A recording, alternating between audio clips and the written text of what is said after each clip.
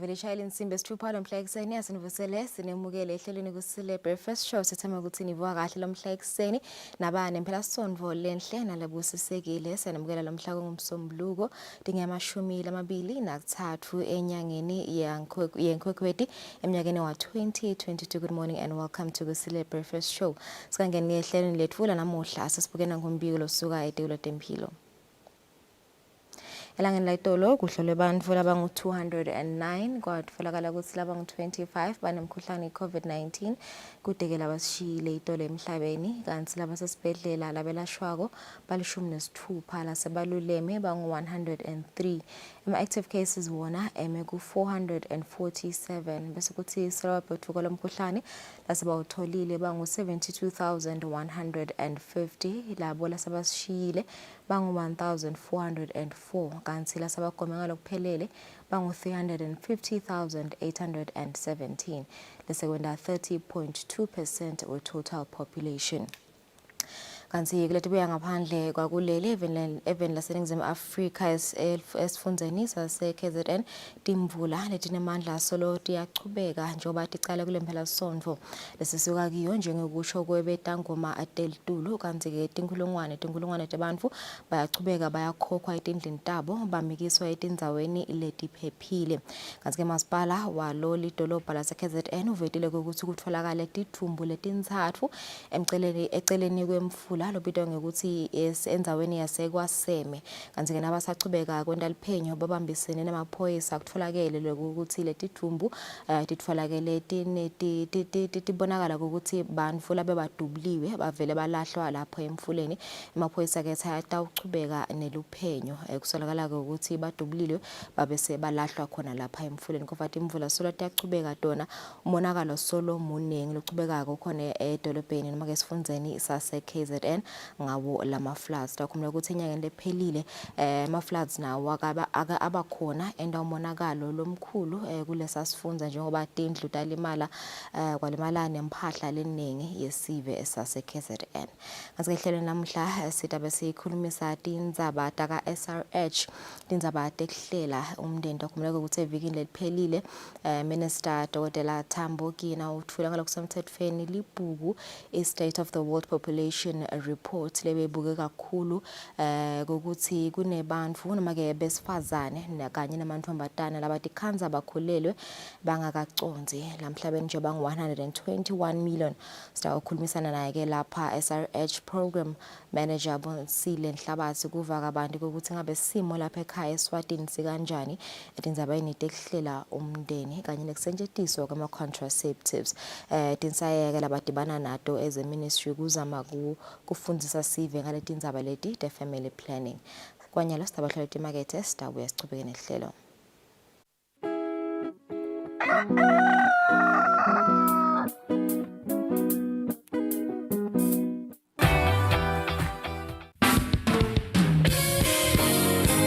Sehlelweni lethi litsini libandla siyambonga uNkulunkulu uhlelo lize libuyele emoyeni.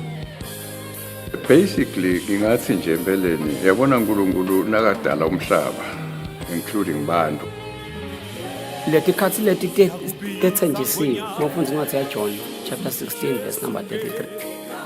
The way the gospel has been portrayed nayiletshwa lakubantu yabo yende ukuthi abantu babe offended. Sikholwa futhi ukuthi sidaphinde siba nabo evikini lelitako sikhulumisa yona le ndzaba lesikhuluma ngayo emsakatweni wakho Eswatini TV sibuko semaswati. Alichesuke kama lakho likhulu chesuke I do the most. Watch local TV on the go with the Eswatini TV app for only 20 emalangeni per month. Do the most with Eswatini TV app. Download from Google Play Store or App Store.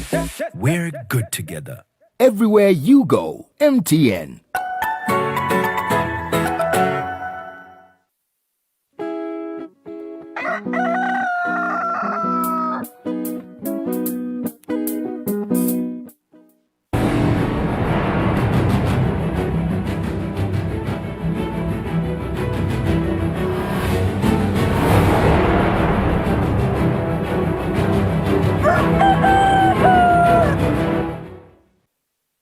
Asiphenze sinemukele ihlelweni Kusile Breakfast Show stop ngene tinzamented futhi ekucala.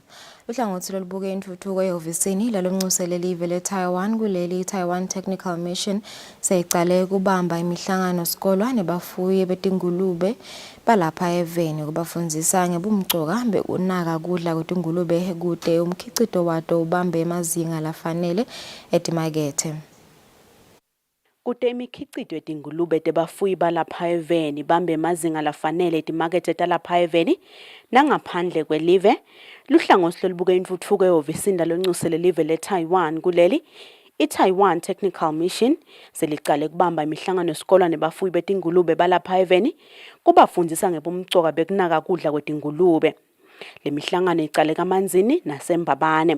Lolu hlangothi luthi kufika kwemkhuhlane COVID-19 kufike kwabona kwenyuka kwenthengo yokudla kwetingulube lesekuletha insayi yakubafuye kukhicita tingulube tetizingeni lelifanele. Lobuke lolu hlangothi lokufika kwetingulube eTaiwan Technical Mission Johnny Gu uthi kudla kwetingulube kubita kakhulu kanzi kumcoka kungako kudzingeka ukuthi bafuyi bafundziswe babe nelwati lolufanele ngako. In the course of pig farming, feed accounts for about 70% of the total cost. In order to let farmers know more about the nutrition required by pigs at each growth stage, the Pig Industry Enhancement Project Phase 2 held a workshop of pig nutrition. The workshop introduced the best ingredients of the feed, the proportion of the raw materials in pig feed at each stage, and the feeding methods, so that farmers can feed their pigs effectively and save the cost of the feed. Bafuyi labangenele lo mhlangano esikolwa balikhulu nemashumi lamathathu 130 kanti kubheke ukuthi uchubekele esifundzeni saselubonjeni. Etinzabente Eswatini TV kubika samkeliswe khoza kanti itfombe tichamka eTaiwan Technical Mission. Inshaya sekukhanyeni utawutsi utamadvutane icale kufundzela imisebenzi yetandla kude ibe nemakhono ekutiphilisa. Inkundla yasekukhanyeni kwenda lokhu ngekubambisana nemfumvo yawonke iSebenta National Institute. Ngekubuka ukuthi insha leningi ngaphansi kwenkundla yasekukhanyeni ihledi kayisebenzi, inkundla yasekukhanyeni seyicale kubhalisa insha letawufundzela emakhono lahlukene ikhoneke kutiphilisa. Indvuna yenkundla khona-ke kukhanyeni Remember Matsenjwa ithi bafise ukuthi kunciphe tinombolo tebantfu labasha labete imisebenzi ngaphansi kwale nkundla, kungako-ke bavulele lithuba lokuthi insha efundzele emakhono lahlukahlukene. Nesibukele ukuthi asesicele sebenta sasibambise tindzabeni tekusita bona abantu labasha kuze bakhone kuba nemakhono batokhona kutisebenta. Emakhono lasithembise wona sebenta emakhono lafana nabo electrical, plumbing, netekwakha, konke nekutfunga, nekwakha bofenisi. Leke nyalo siprocess ukuthi siyabhalisa kuze sibone ukuthi njengoba inkundla yethu ibandi sibone ukuthi emali yaduma bangakanani, ngiliji bangakanani, ngabhenkosi bangakanani, sitobe sesisonzela dutane nabo kuze sitokhona silelo kufunza bangahambi libanga bayabo kuyofunza. Kubhalisa kutabanga 50 emalangeni leke kufunza kungeke imali lenkulu, ngeke ize yengce kubo 1.7, ngathi nje ngeke kube la ku 1.5 manje sisakhulumisana nasebenta kubukisana lokuthi kudeni labanye labangasita kusibambisa ukuthi kuze indleko tehle. Insha lenesifiso ingabhalisa kubo bucopho lapho ihlala khona. Ngakolokunye Matsenjwa uthi basemkhankasweni wekuthuthukisa tekulima ngoba batibona ngathi bacebile ngemhlabathi nemandi, ngako-ke akube khona labakwendako. La kule nkundla yethu sinawo emandi manase emfuleni sinato indzawo tekulima. Uma bekungaba khona longasibambisa sikhona kwenda netekulima ngoba lendzawo iyavuma kutekulima. Sitokhona kondla lesive sonke salelive ngoba umhlaba sinawo omningi kakhulu. Ungaba kucela nje kubantu labangaphansi kwalenkundla labangasibambisa ngemibono basibambise nangetimali nawo konke nje amasibambisa ngawo ngoba phela sithunywe ngiso sive lesinelungelo ukuthi sisibite sisibonise lapho khona singakuze sitokhona kusita lelive bonkosi. Kuthuthuka kwabo-ke kutekulima kutawusita kutsi balwe nebuphuya bayindzawo.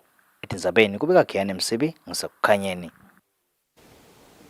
Sive sasendzaweni yase-Hilltop sithi kuvulwa kwesitolo lesikhulu ukuthi abasita kakhulu ukuthi banciphise tindleko tekuya edolobheni. Lesive sithi kunesive sakuleya ndzawo lesicashiwe lebesiselwe ematfuba emsebenzi.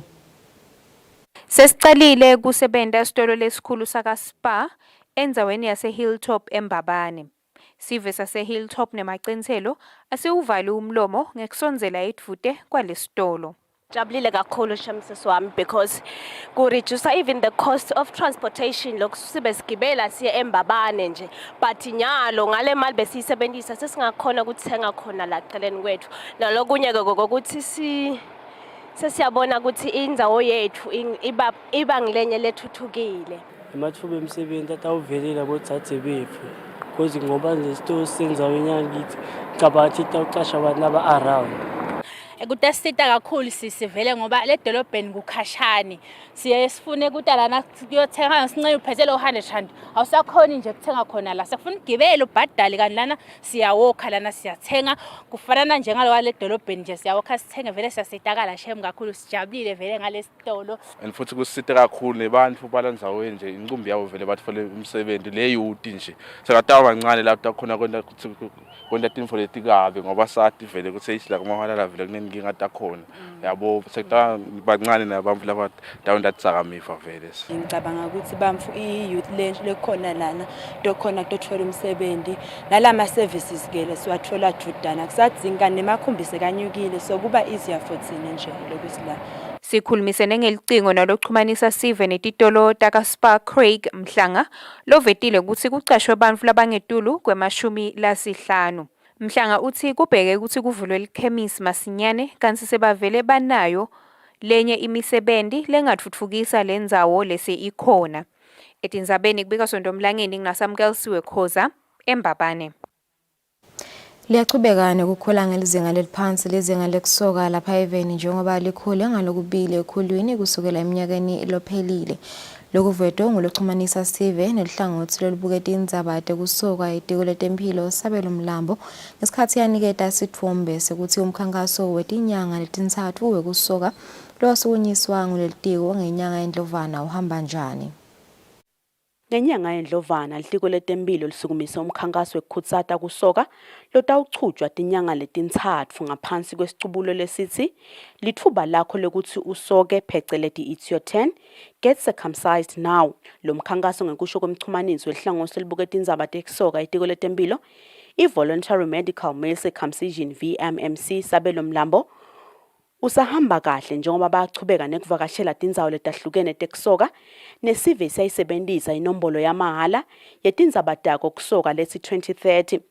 Mlambo uthi ngalo mkhankaso bahlose ukukhulisa lizinga lekusoka lifike kulonge-80 ekukhulwini lapha eveni ingakapheli umnyaka lotako kodwa lizinga lekusoka solo liphansi lapha eveni. Abantu ba empeleni banayo intshisekelo yokusoka ngoba labanye bebafike babhalise basinikete ukuthi bafuna kusoka ngaliphi ilanga bese sesiyabalandelela labo lebe bafuna kusoka ngaleso sikhathi bese vele sibathathe ngoba nasihambela sivakashela ibimango sisuke sinaso sibhedlela sethu lesimahamba ngendlwane lapho khona sifike sifundzise kabanti bese sewuyahamba ke uthola isito lekusoka ngaleso sikhathi leso. Lengingakusho nje ukuthi sivakashile emadlanga empisi lapho khona sifike safundzisa khona sakhutsata emaswati ngatindzaba tekusoka babhalisa abantu labafuna ukusoka siyachubeka siyabalandzelela sibe khona ke nasebuhleni lapho khona sifike safundzisa ngatindzaba tekusoka kungasito todwa tindzaba tekusoka sifike sifundzise ngato sifike safundzisa ngatindzaba temjovo we-COVID-19 labo bebafuna kujova bafike bajova ngaleso sikhathi labo futhi bafuna ukubooster umjovo wabo bafike babooster ngaleso sikhathi leso.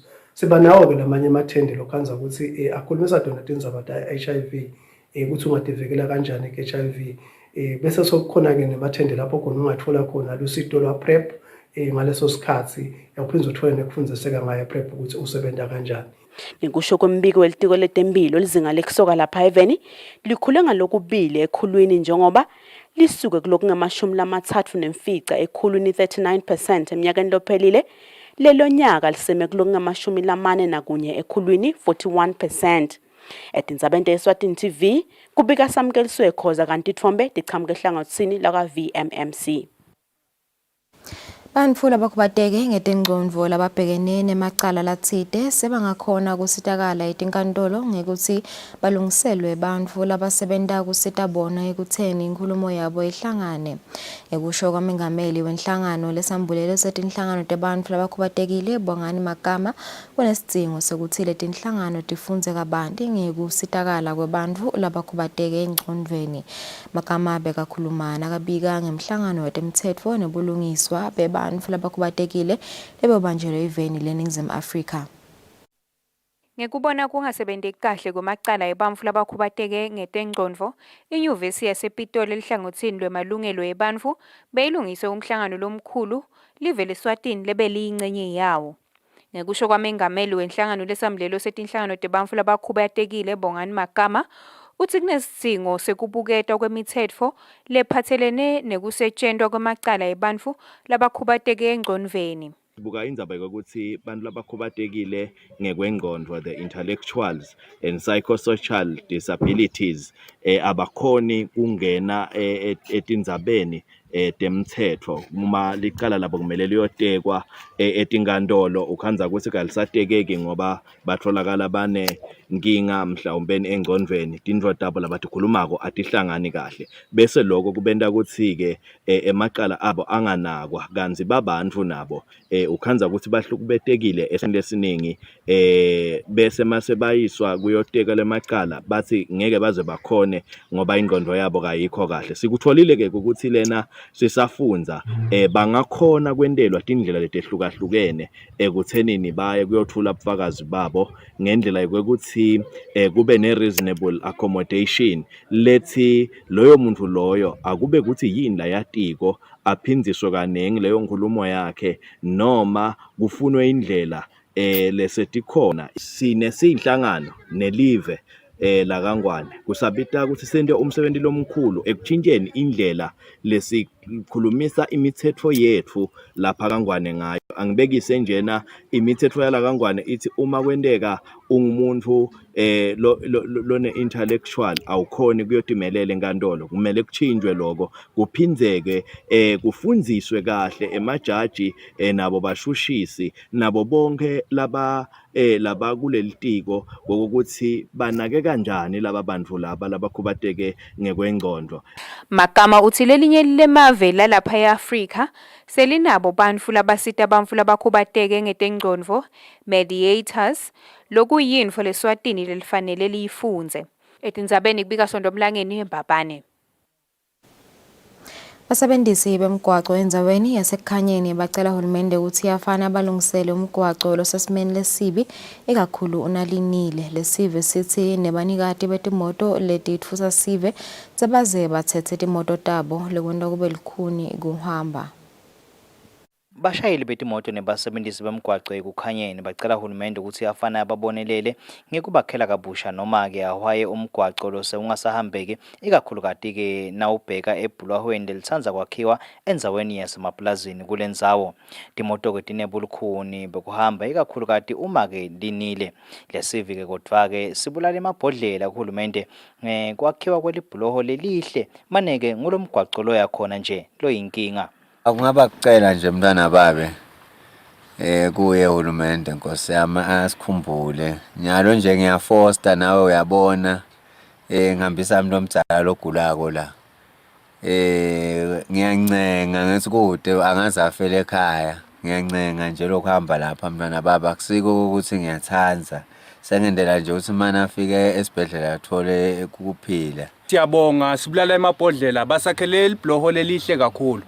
Kodwa ke kuyadzabukisa ukuthi indlela leya leBulohweni kude lana nje kufana nekuthi kuhamba sihliphi kanye netinkabi kulukhuni kakhulu ke uma ubuka nje mnakethu umgwaco lo njena imoto kusuka lapha ite ufika la ikhona khona kuyithatha almost hour long solo incenga siyacela kakhulu kuhulumende umane asendele asibukelele noma sothumela ke lawo malulu amane asithelele ke leyo mhlabathi ke ngicanga ukuthi makuma sokunguthi ke banelihlolo lolukhulu noma lolusetulu lebangasendela lona alukhanze ukuthi lo mgwaco lona ukhona uya exista.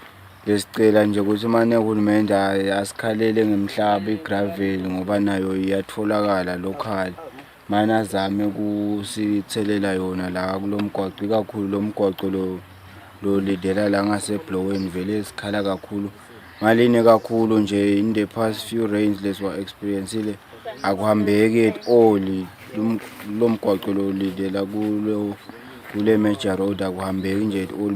Simoke sesibi kangangobe kuthiwa nebanikati betimoto etithusa sive sebatithethe timoto tabo lokwenda ukuthi kube lukhunike kuhamba ngenxa yasoke simo semgwaco nasithinza amabhalanelo omkhulu etikulete emsebenzi lemkhulu nekuthusa thulane emkhaliphi ngalendzaba ngeshwa lucingo lwakhe lukhalelwa ngabanjwa etindzabeni tanamuhla ngiyane emsibi ngisekukhanyeni. Kutholakale tidvumbu tebantfu labatsatfu eceleni kwemfula esifundeni seKwaZulu Natal eNingizimu Afrika kususwe tinkulungwane tebantfu tamikiswa endzaweni lephephile ngesizatfu setimvula letinemandla letihambisana netikhukhula lesetiphindze tahlasela leya ndzawo. Kubikwa ukuthi timvula letihambisana netikhukhula tibanga umonakalo lapho kulimele imigwaco netakhiwo leti bese titfolakala tigcwele lidzaka eveni leNingizimu Afrika KwaZulu Natal. Ngekusho kwalababuke simo selitulu eNingizimu Afrika baxwayisa sive ukuthi sicaphele. Kubikwa ukuthi kutfolakele bantfu labatsatfu bashonile eceleni kwemfula kwaphindze kwasuswa tinkulungwane tebantfu tamikiswa endzaweni lephephile. Ngakulokunye mengameli welive leMelika Joe Biden uvakashele live leJarman ngenhloso yekubuka tindzaba tetemnotfo kanye netekuphepha takulela live. Eveni le-Israel kanye nase-Switzerland kubikwa ukuthi sekutfolakale imibiko yesifo se-monkeypox lesekwenta ukuthi lesifo sibhedvuke emaveni lalishumi 14. Kubikwa ukuthi emave omabili atfole umuntfu munye lobekavakashile. Kubikwa ukuthi emave angesheya kunemibiko lengu-80 letfolakele eveni leMelika, Canada nase-Australia. Kuthiwa lesifo i-monkeypox sinyenti kakhulu e-Central nase-Western Africa. Lisifo lesi kuthiwa ligciwane lelitfolakala etingobiyaneni kanti liyafana nalelo le-smallpox. Kuthiwa tinkhomba talo tifaka ekhatsi buhlungu bemgogodla, kuluma kanye nebuhlungu bemamasela. Etindzabeni kubika sondomlangeni titfombe titfolakale ka-DW France 24 naka-VOA.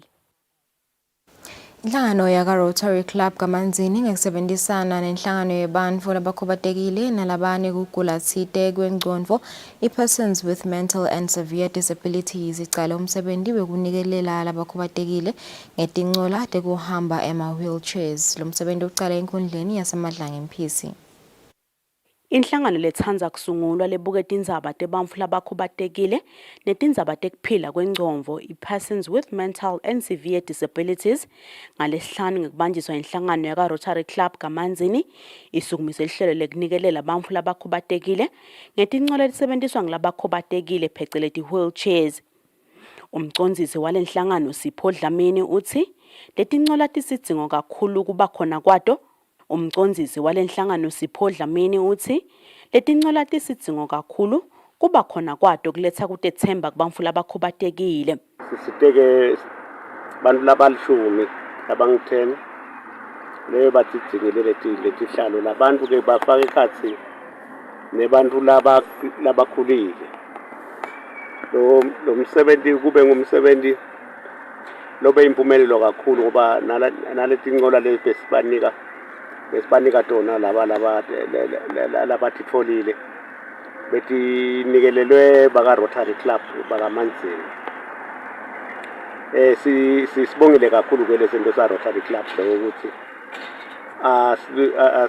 asisite ngaletihlalo letekuhamba ngoba ubonile nasebusweni babo nje laba bekunene bebathakase kakhulu nje bakhombisa lokho ukuthi bakujabulela lokho abakutholayo.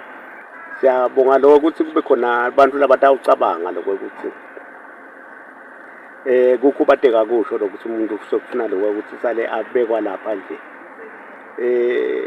Sifisile ke lokho ukuthi sibende nabo batibone babantu balaba kunene.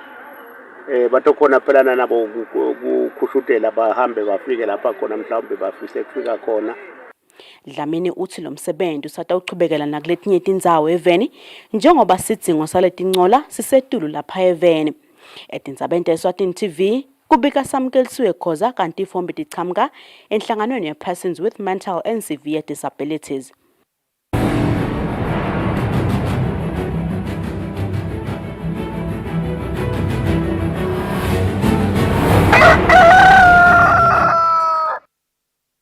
Temidlalo umqeqeshi welicembu leYoung Buffaloes labomake Fisiwe Hlophe uthi lokubende ukuthi kungangeni ligoli ngakubo kude kube kunyalo indlela labadlali bakhe labatimisela ngayo nokuthi bacala kutilolonga kucala kunawo onke emacembu abomake. Hlophe bekakhuluma ngemuva komdlalo wabona ilicembu leRoyal Leopard lapho khona lingcobe iYoung Buffaloes ngemagoli lamathathu ecanzeni. Kulembela sonto emidlalweni webhola yabomake bekuthola namacembu lakhomba kudlala kahle kule season lesetulu yabomake lokuyiYoung Buffaloes lehlete esicongweni kanye neRoyal Leopard lesenzaweni yesibili. Kulo mdlalo iYoung Buffaloes beyitsinga kunqoba ukuthi itophakamisa yona lenzebe. iYoung Buffaloes unqobile lo mdlalo amagoli amathathu ecanzeni kanti emidlalweni leng-21 abakazeke bangenisa ligoli ngakubo. Fisiwe Hlophe lokucecesha lona licembu leYoung Buffaloes labomake uthi lokwenda ukuthi badlale kahle ukuthi badlali bakhe bayatimisela. It's just commitment. Training, we are training twice a day, so bayatimisela nje nalokuthi vele everyone is working very hard. Nzimxolisi Stopha Mthethwa loqeqesha yona iRoyal Leopard uthi noma bemukela ukuthi basenzaweni yesibili kodwa ke bona bebafise kuphakamisa yona lenzebe. Yes, thina vele season thina mina ngidlala compete kuwini ngomisha. Angidlaleli nje ukuthi ngiba khona nyalo nje number 2 okay. Imphumela simukelabo kahle thina lesifuna inkomisha kahle. iYoung Buffaloes ngemuva komdlalo leng-21 lidlalile inamaphuzu lang-63 kanti ishaya amagoli lang-178.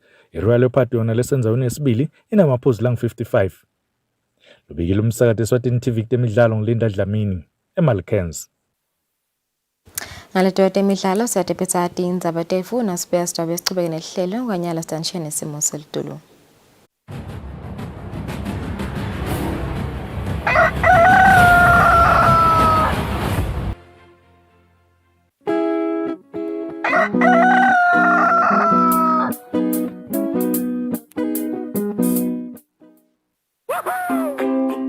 Pay your TV license quickly and easily with MTN Momo. Simply dial *007 *3# and select option 8 for TV license. Enter your national ID number as your reference and the amount you wish to pay. Then enter your PIN to confirm your payment. Once your payment has been made, you'll receive a confirmation SMS of your payment. If you're a first-time payer, you get another SMS for your TV license. So legalize your entertainment from the comfort of your home. Pay your TV license the easy and convenient way with MTN Momo. Everywhere you go, MTN.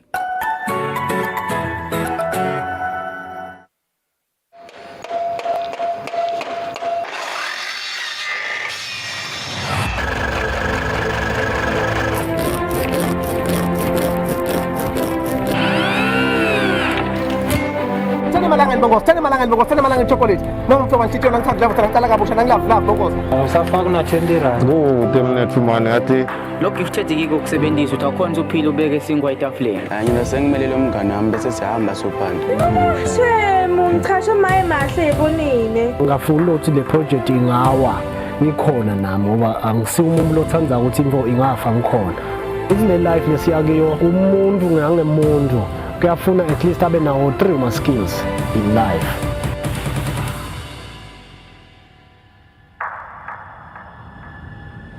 Mina ngibonga kakhulu ngoba solo ngatsala kusebenza lo msebenzi abadinga ngisupport labantu.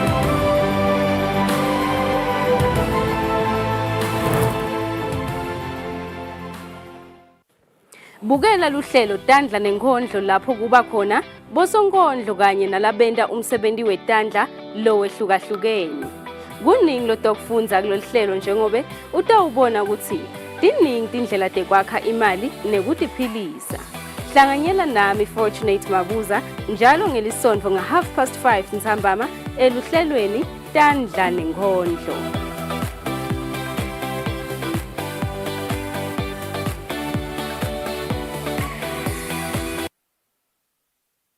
I do the most. Watch local TV on the go with the Eswatini TV app for only 20 emalangeni per month. Do the most with Eswatini TV app. Download from Google Play Store or App Store. We're good together. Everywhere you go, MTN.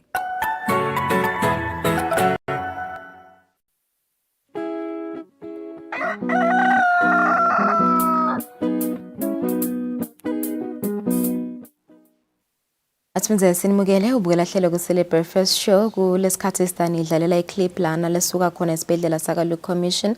Sidakhumula ukuthi isibhedlela se Luke Commission sesisithe abantu abanengi labatholakale ukuthi banemkhuhlane iCovid-19 bafika ezingeni lapho sebagula bagula kakhulu badinga ukuthi ba-admitwe esibhedlela. Sidabona indzaba yamake lothe wacisha wafa ngezizathu semkhuhlane iCovid-19.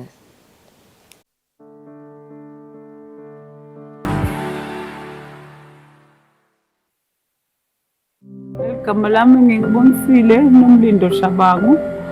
Ngitalwa babani kuManzana. Ngi first born for a family of four girls. So in the first one I'm married with 3 lovely daughters and ngihlala ne-family yami nami.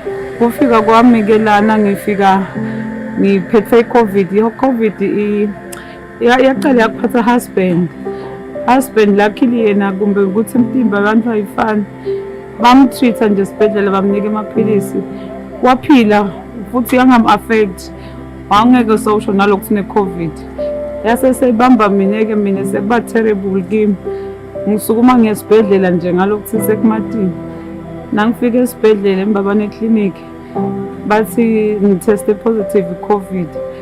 Seke inkinga lenkulu lokuthi bengi-pregnant, bengi-8 months pregnant by then.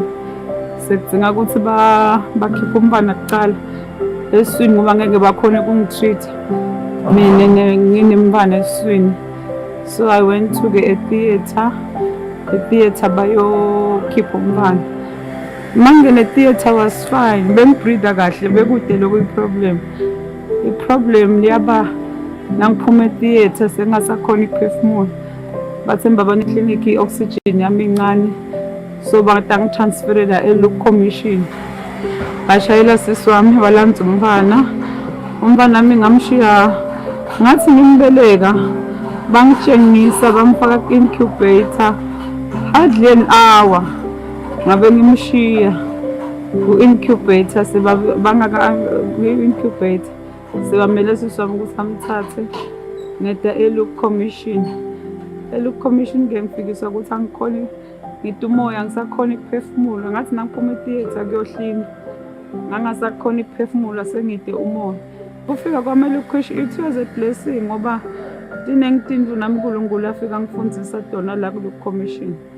Dineng kakhulu a lot of things, spiritual things, even physical things because e-Luke Commission ngifika nje bengisemshineni ngikudrip ngifaka tonke tindlu la.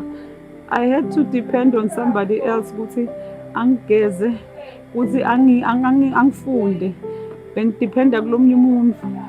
Lento leyo ke ingifundisa ihumbleness empilweni ukuthi kude umuntu lokufuna umetzelele bonke abantu bahloniphe because there's a certain role lekhona kunenkonzo uNkulunkulu ayibekile empilweni yabo kubethu umuntu ometzelelaka empilweni yakho because khona la nto uhlangana khona enhlangane say helping hand kuwe ungifundisile kulabo make bebangigeza bangifundisa inkonzo lebuhlungu manje ngibo nje lebafike bawuthinza kakhulu umoya wami bebangigeza khona lo munye wangigeza yathi ngathi nakaqeda kungigeza wangigeza ngakhumbula makwami wangithinta ngazi ukuthi ngithintwa ngumakwami ngabheka phasi ngakhala wathi ukhalelani ngathi hayi ngidlodwa nginayo imaski nabachaza story sami bathi ngike ngafa mina ngikhumbula imifa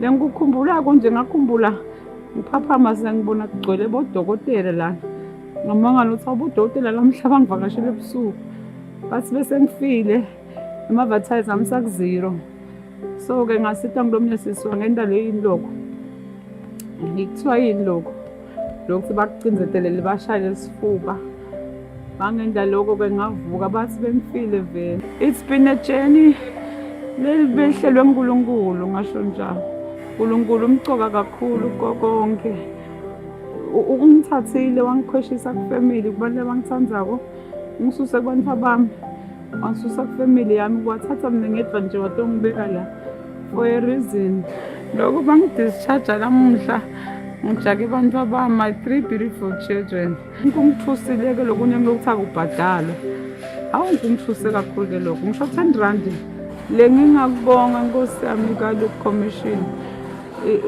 so konke kusukela kulaba klinako kuya kuTulu odokotela nalaba khona bebafika ekuseni basithandazela everyday laba sinike amaphilisi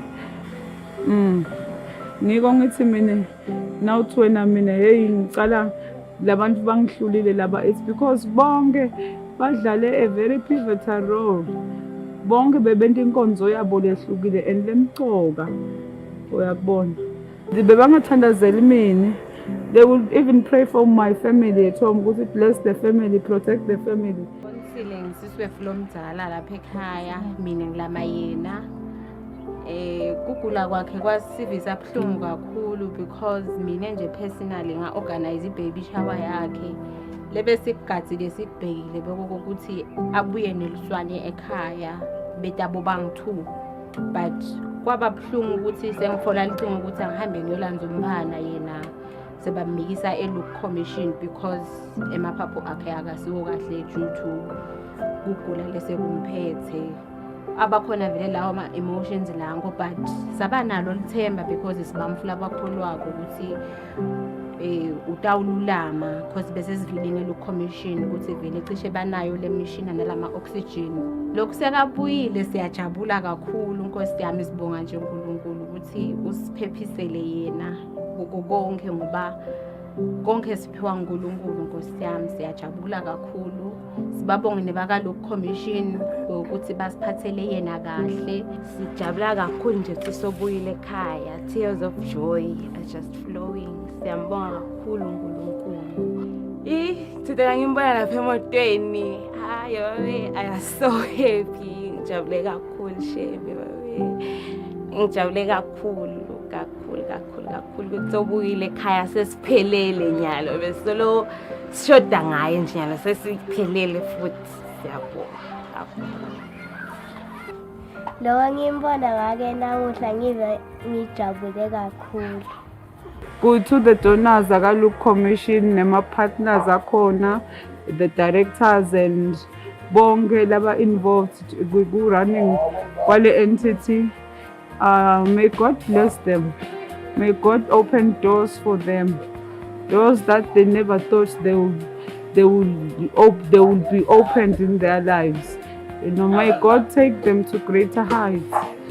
You know, because lo serva uNkulunkulu, uNkulunkulu uyabhadalana. Awumserve mahala.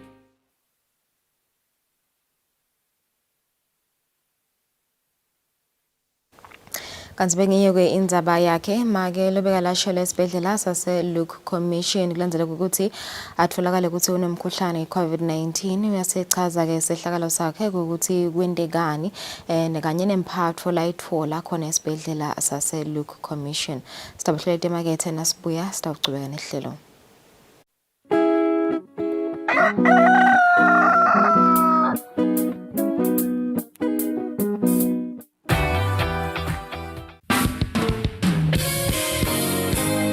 Ehlelweni lethi lithini libandla Siyambonga uNkulunkulu uhlelo lize libuyele emoyeni. Basically ngingathi nje empeleni yabona uNkulunkulu nakadala umhlaba including bantu. Leti khathi leti tethenjisiwe ngofundisa incwadi yaJohn chapter 16 verse number 33. The way the gospel has been portrayed nayiletshwa la kubantu yabo yende ukuthi abantu babe offended. Sikholwa futhi ukuthi sidaphinde siba nabo evikini lelitako sikhulumisa yona lendzaba lesikhuluma ngayo emsakatweni wakho Eswatini TV sibuko semaswati. Ayijesuke kama lakho likhulu Jesuke Better health, better life. Another season with fresh discussions. Ngithi indzaba letibalulekile tetempilo la ekhaya Eswatini lokunukelela ehlelweni nokuphila masangana. To learn from our health professionals. Psychosocial support group for mothers who are going through the journey of motherhood for all mothers. Mnanzi kuphila ube intombi yakeni bebasiphisa nje esontweni ube jaha lakeni abujaha and knowing that I'm a young man. Angeke ufithe la groupini ungabhemi. So vele directly tawufuna nami ngibhemi kanti bengingakufuni lokubhema. Coming to you every Wednesday from 6:30 p.m. here on Eswatini TV. Better health, better life. Your gateway to a healthy living.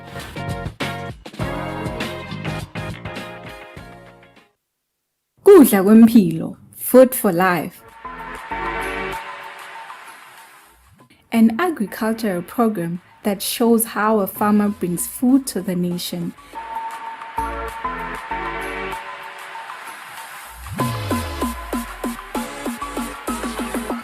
Gcine kudla kwayo letawuphindza kudle nasekufika isikhathi sebusika. Nalinile nje libele lana kuzone liyadwa imbela libele lahlanzeni. So lonke linale mvula le moderate yethu sine lahlanzeni. Kudla kusemhlabathini. Konke lesikudingako sitakuthola emhlabathini.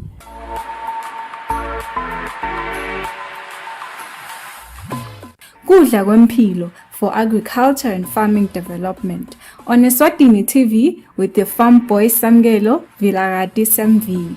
Kudla kwempilo, food for life.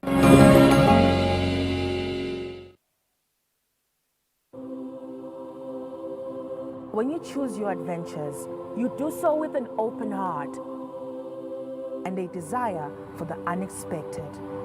You embark on journeys to discover new worlds, full of wonder.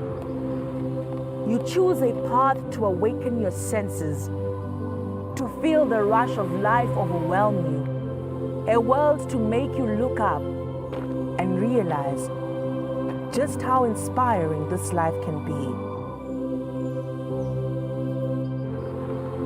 You ask, and we give you the royal experience.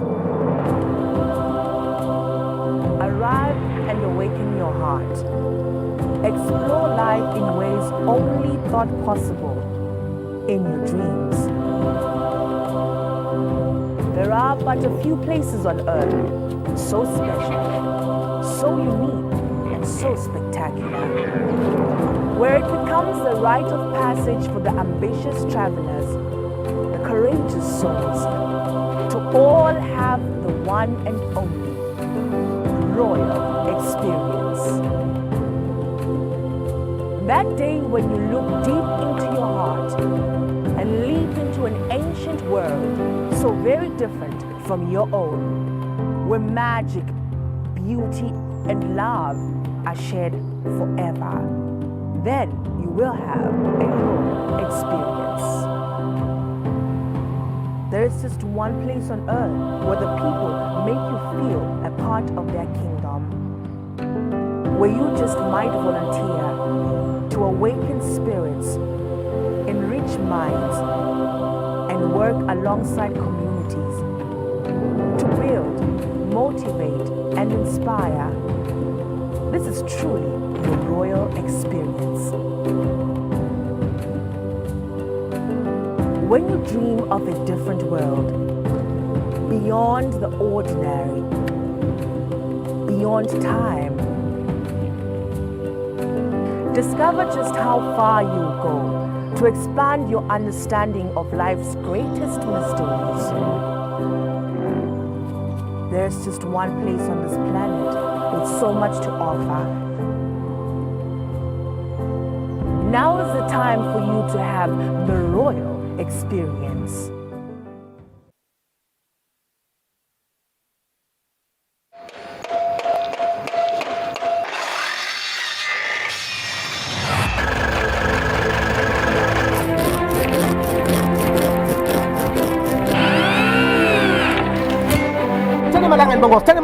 malangan chocolate. Nang mfo mantshityo nang thanda lava ngicala kabusha nang love bokos.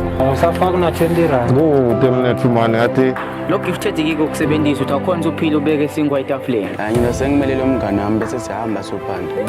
Shemu ngichasha maye mahle ebonile. Ngafuna ukuthi le project ingawa ngikhona nami ngoba angisiwumuntu lothandza ukuthi imfo ingafa ngikhona. Isine life lesiyakiyo umuntu ngangemuntu kuyafuna at least abe nawo 3 ma skills in life.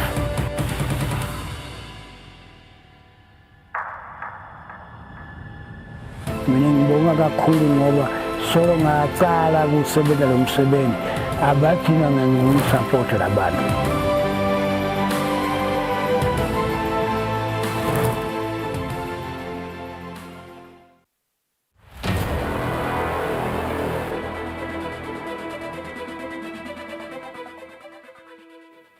Using an ATM is a simple process. You simply insert your card, punch in your PIN, and withdraw your cash. However, this simple process can open up you and your finances to some dangers. So it is very important that you proceed with caution when using the ATM and never share your PIN. When approaching the ATM, it is very important that you have your card ready, either in your hand or in your pocket, so that you do not waste time going through your belongings, either your wallet or your handbag, as this will give opportunities for thieves to act. Thirdly, put your money away immediately. Don't give anyone an opportunity to grab your cash or your card after a withdrawal. Lastly, always take your receipt after each and every transaction. It is important that you get your sleep after every transaction because it contains crucial information about your balances, and that may lead you to be a victim of bolandela. Be cyber aware, be cyber smart.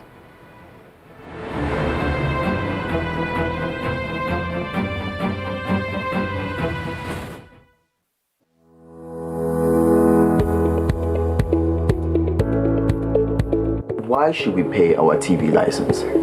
The content on our local television is actually more up to date. The industry is enhanced. It is a criminal offense not to pay your TV license and attracts a fine of 500 emalangeni or 6 months imprisonment. And the industry is definitely blooming, ladies and gentlemen. So that's what we have for you. But we'll be right back just after the break and we'll give you more of Miss V.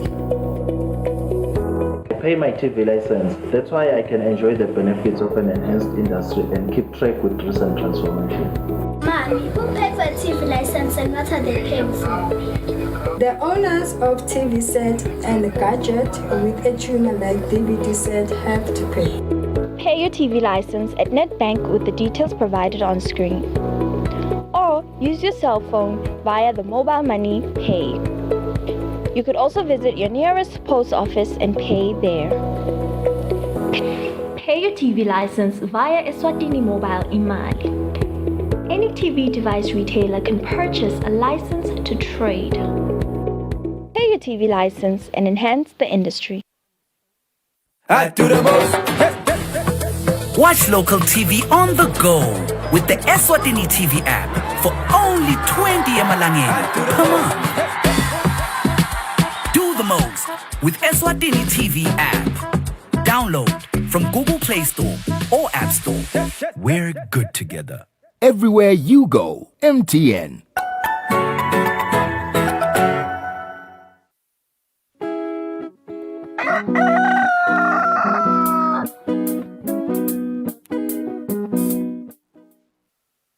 Asiphindze sinimukele ehlelweni Kusile breakfast show lesikhathi sitawubuka isimo semgwaco namhla ekseni na Constable Ndombendle faka ukuthi asekuvusele Constable ingabe lamhla ekseni kuhambeka kanjani emigwacweni yelive.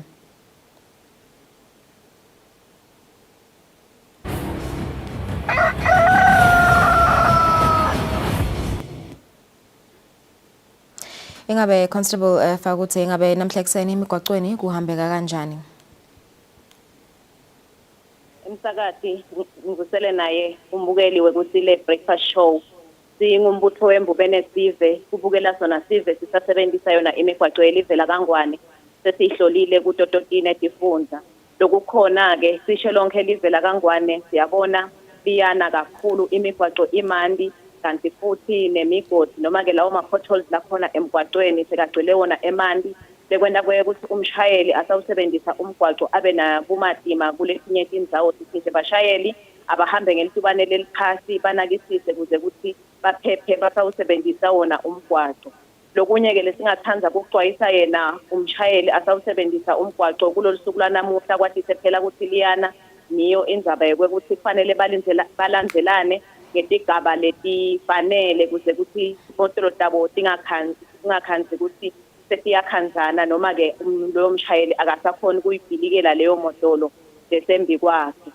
Lo kunye ke ngaba nje kuxwayisa sive sisashayela khona emigwaqweni ikakhulu kade emifuleni yelivela kangwane yebo kona kusede imifula besikiwe ukuthi igcwele ngaphandle nje kwalona lohlale usihlupha velelo lapha eBig Bend eMndobandoba emabhloko ke emabhlokweni ayabonakala ayanyuka ngelizinga lelisetulu sithi nje sisashayela asihlale sigadile emalangeni lamahle emadolobha elivela kangwane ke ahloliwe ekhathe edolobheni eMbabane etibane temgwaco lesilapha emangwaneni atisebenzi malangeni lamahle kanti ke letinye lesilapha kamanzini lapha eNazarini nato atisebenzi sithi nje bashayeli basasebenzisa yona imigwaco noma ke leto tibane temgwaco abaniketane igaba tekuhamba lapha ke eNazarini akhona emaphoyisa usita sona sive sisasebenzisa leto tibane temgwaco kwathi sephela ukuthi leto tibane leto tiyavama ukuthi bese setiyahlupa kakhulu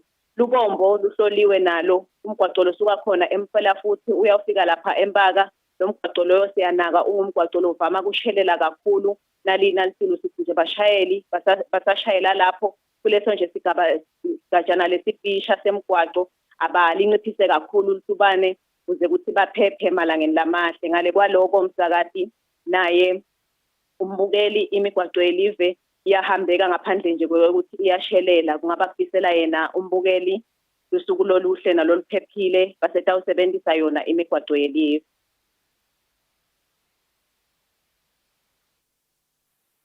Namhla ekseni kuhambeka kanjani emigwacweni kakhulukwati njengoba timvula solo tiyachubeka atiyana 3 minutes before 7 o'clock sibathola itemakethe basibuya sitawubene tindzaba tethu futhi esibili tehlelo.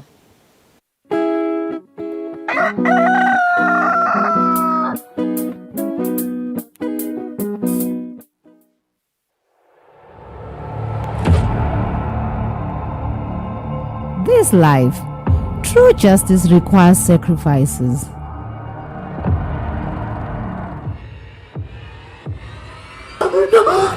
End of story, end of corruption.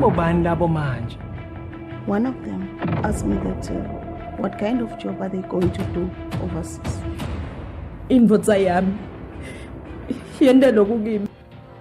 When a man dies and leaves behind family and properties, Kuliqiniso ukuthi umnakethu uMandla akasekho emhlabeni. Ngifuna ajayive lesiginci sakhe lomba. Ende izavo yakhe siyathokoza. Gabane. Ndobuta mina kusigabane ekhalami. Awathi kusigamba. Who's going to take his phone? Sisi ngithe namhla sekwene. Lobo nje awungikholwa ashayela uMelginenza umbude. Utakutshela ukuthi le nkampani yasala kimi lena. Iweni. Ulandze mina, Thando. Nengeyati indlela yemaphoyiseni. Akudingeka ukuthi ungilandze. So, now that my father is no more, who will be the owner? catch this live on Eswatini TV every Tuesday at 8:30 p.m. This live, no more to corruption. awile.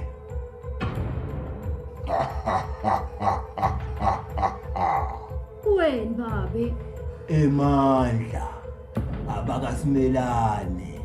Sekuphelile ngaso.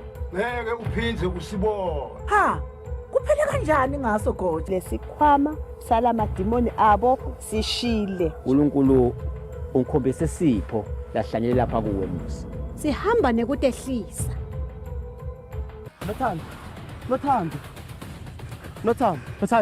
Akamele singene endlini. Ini? Uyasangana yini? Kumele angene endumbeni. Angeke kulunge. Lento idalethe ingcabano kulomndeni. Wathi ngani? Lo mfana sebenza ngemandla kaNkulunkulu. Siwati kahle thina emadloti la kaSimelane.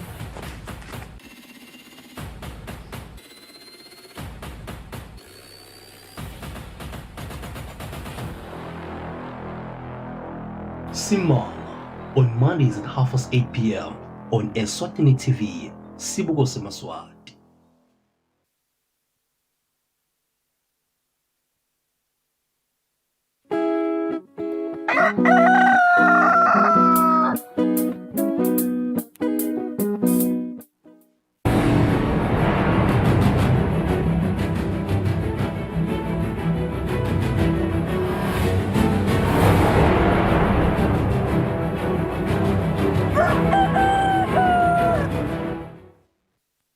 Asipenze sinemukele kusile breakfast show stangena 18:73 desibili delhlelo.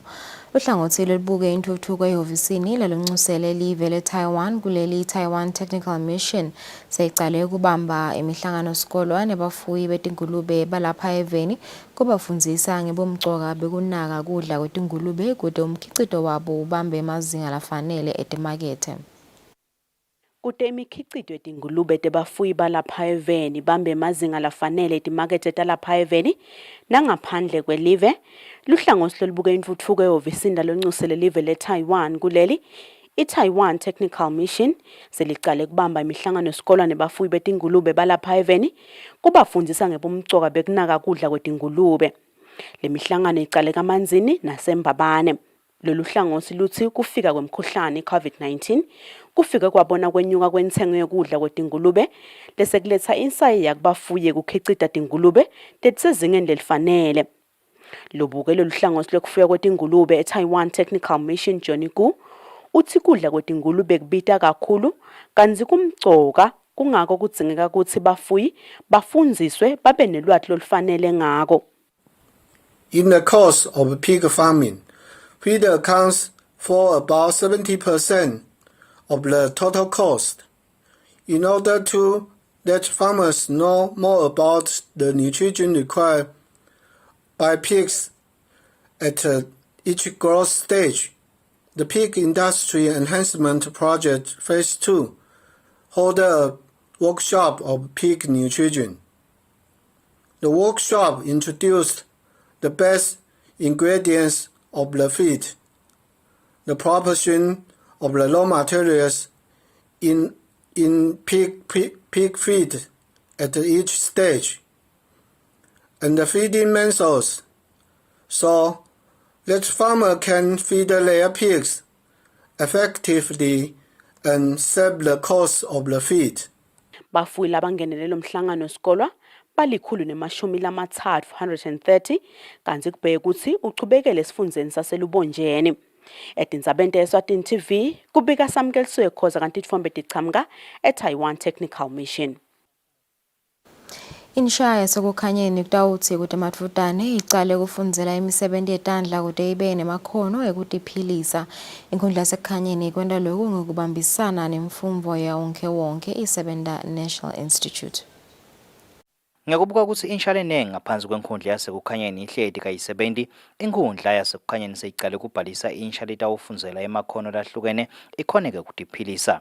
Indvuna yenkundla khona-ke kukhanyeni Remember Matsenjwa ithi bafise ukuthi kunciphe tinombolo tebantfu labasha labete imisebenzi ngaphansi kwalenkundla kungako-ke bavulele lithuba lokuthi insha efundzele emakhono lahlukahlukene. Nesibukelo ukuthi asesicele sebenta sasibambise tindzabeni tekusita bona abantu labasha kuze bakhone kuba nemakhono batokhona ukuthi sebenta emakhono lasithembise wona sebenta emakhono lafana nabo electrical, plumbing, netekwakha, konke nekuthunga, nekwakha bofenisi.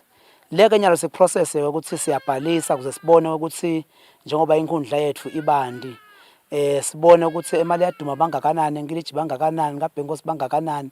Sitobe sesisonzela dutane nabo ukuze kuzokhona silelo kufunza bangahambi libanga bayabo kuyofunza.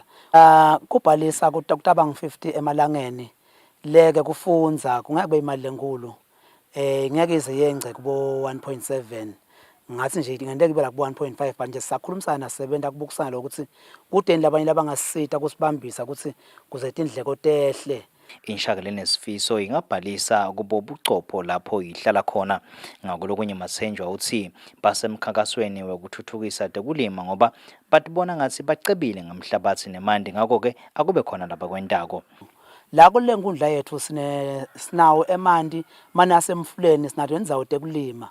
Uma bekungaba khona longasibambisa sikhona kwenda netekulima ngoba lendzawo iyavuma kutekulima. Sitokhona kondla lesive sonke salelive ngoba umhlaba sinawo omningi kakhulu. Kungaba kucela nje kubantu labangaphansi kwalenkundla labangasibambisa ngemibono, basibambise nangetimali, nawo konke nje abasibambisa ngawo ngoba phela sithunywe ngiso sive.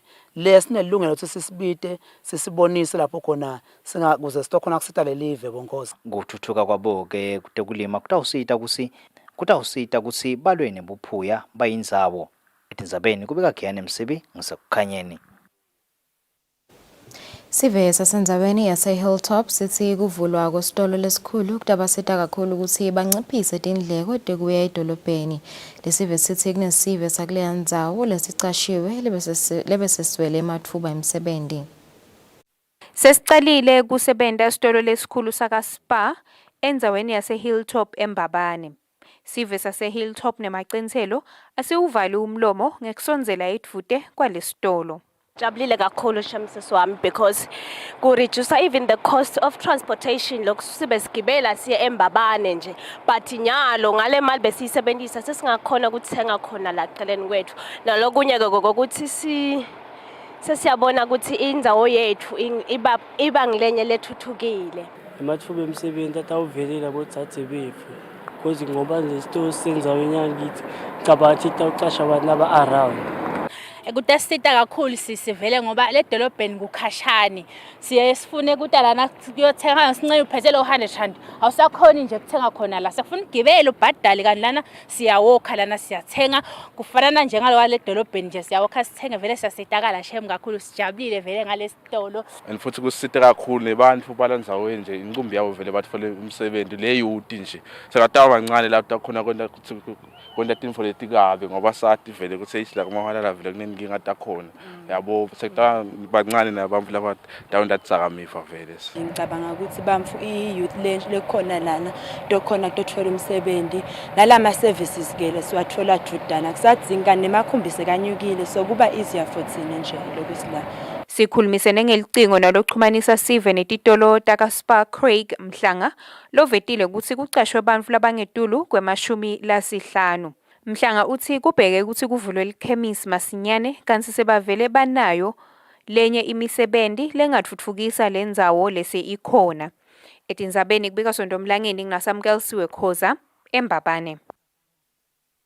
Liyachubeka nekukhula ngelezinga leliphansi lezinga lekusoka lapha eveni njengoba likhule ngalokubili ekhulwini kusukela eminyakeni lophelile. Lokho kuvetwe ngolochumanisa Sive nehlangothi lolibuketa indzaba tekusokwa etiko letempilo Sabelo Mlambo ngesikhathi yaniketa sithombe ukuthi umkhankaso wetinyanga letintsatfu wekusoka lo wasukunyiswa ngolelitiko ngenyanga yeNdlovana uhamba kanjani. Ngenyanga yeNdlovana litiko letempilo lisukumisa umkhankaso wekukhutsata kusoka lotawuchujwa tinyanga letintsatfu ngaphansi kwesicubulo lesithi lithuba lakho lekuthi usoke pheceleti it's your turn, get circumcised now. Lo mkhankaso ngekusho komchumanisi wehlangoso libuketa indzaba tekusoka itiko letempilo i-Voluntary Medical Male Circumcision VMMC Sabelo Mlambo usahamba kahle njengoba bayachubeka nekuvakashela tindzawo letahlukene tekusoka nesive sayisebenzisa inombolo yamahala yetindzaba tako kusoka lesi 2030.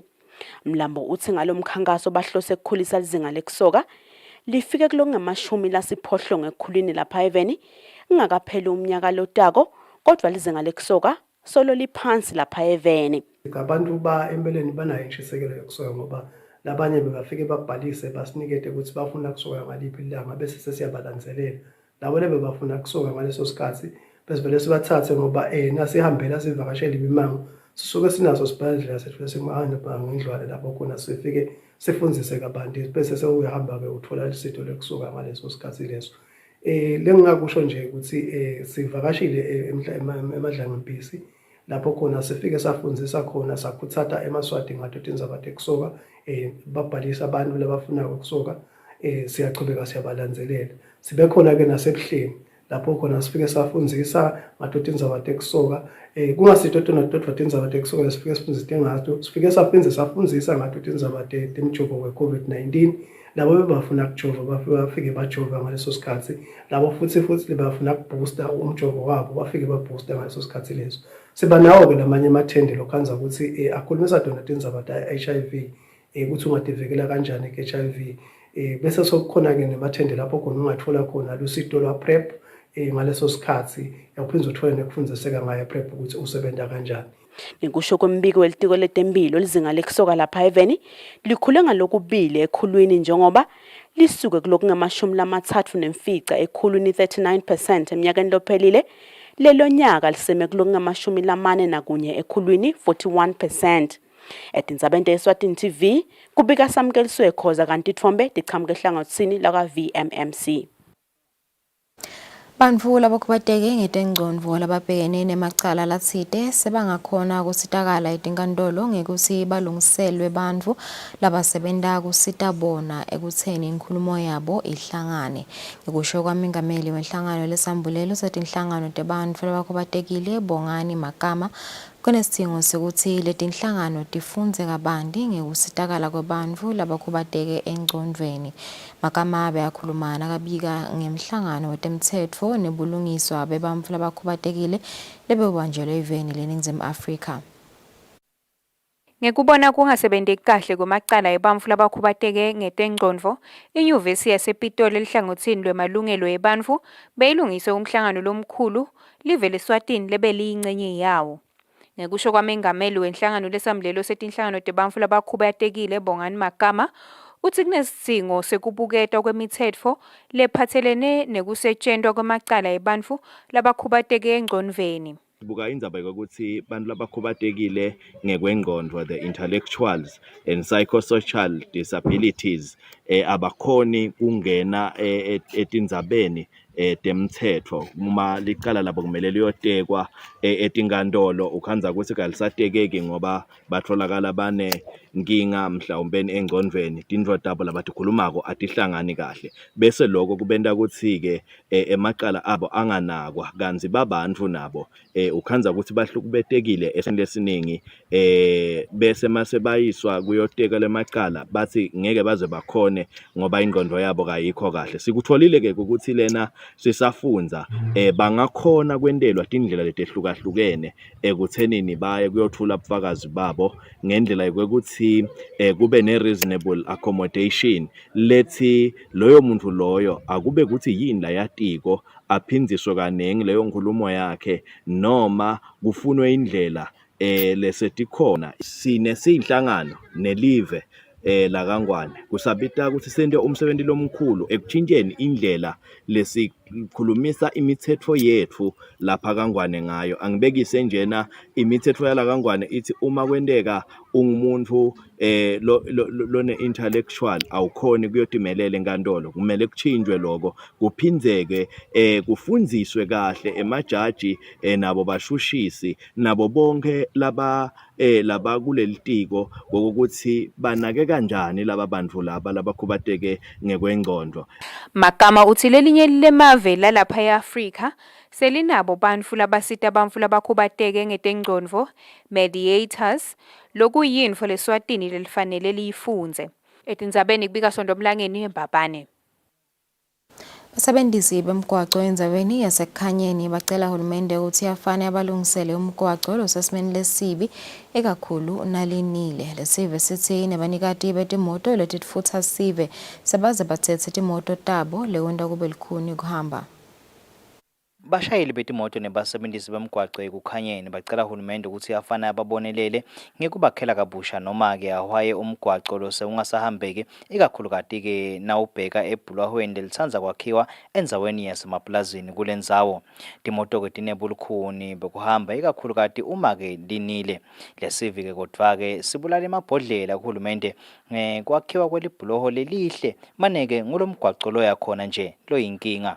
Akungaba kucela nje mntwana babe kuye uhulumende Nkosi yami asikhumbule nyalo nje ngiyafosta nawe uyabona ngihambisa umuntu omdala logulako la ngiyancenga ngithi kude angaze afele ekhaya ngiyancenga nje lokuhamba lapha mntwana baba akusiko ukuthi ngiyathanza sengendela nje ukuthi mana afike esibhedlela athole ukuphila. Siyabonga sibulala emabhodlela basakhele ibhloho lelihle kakhulu.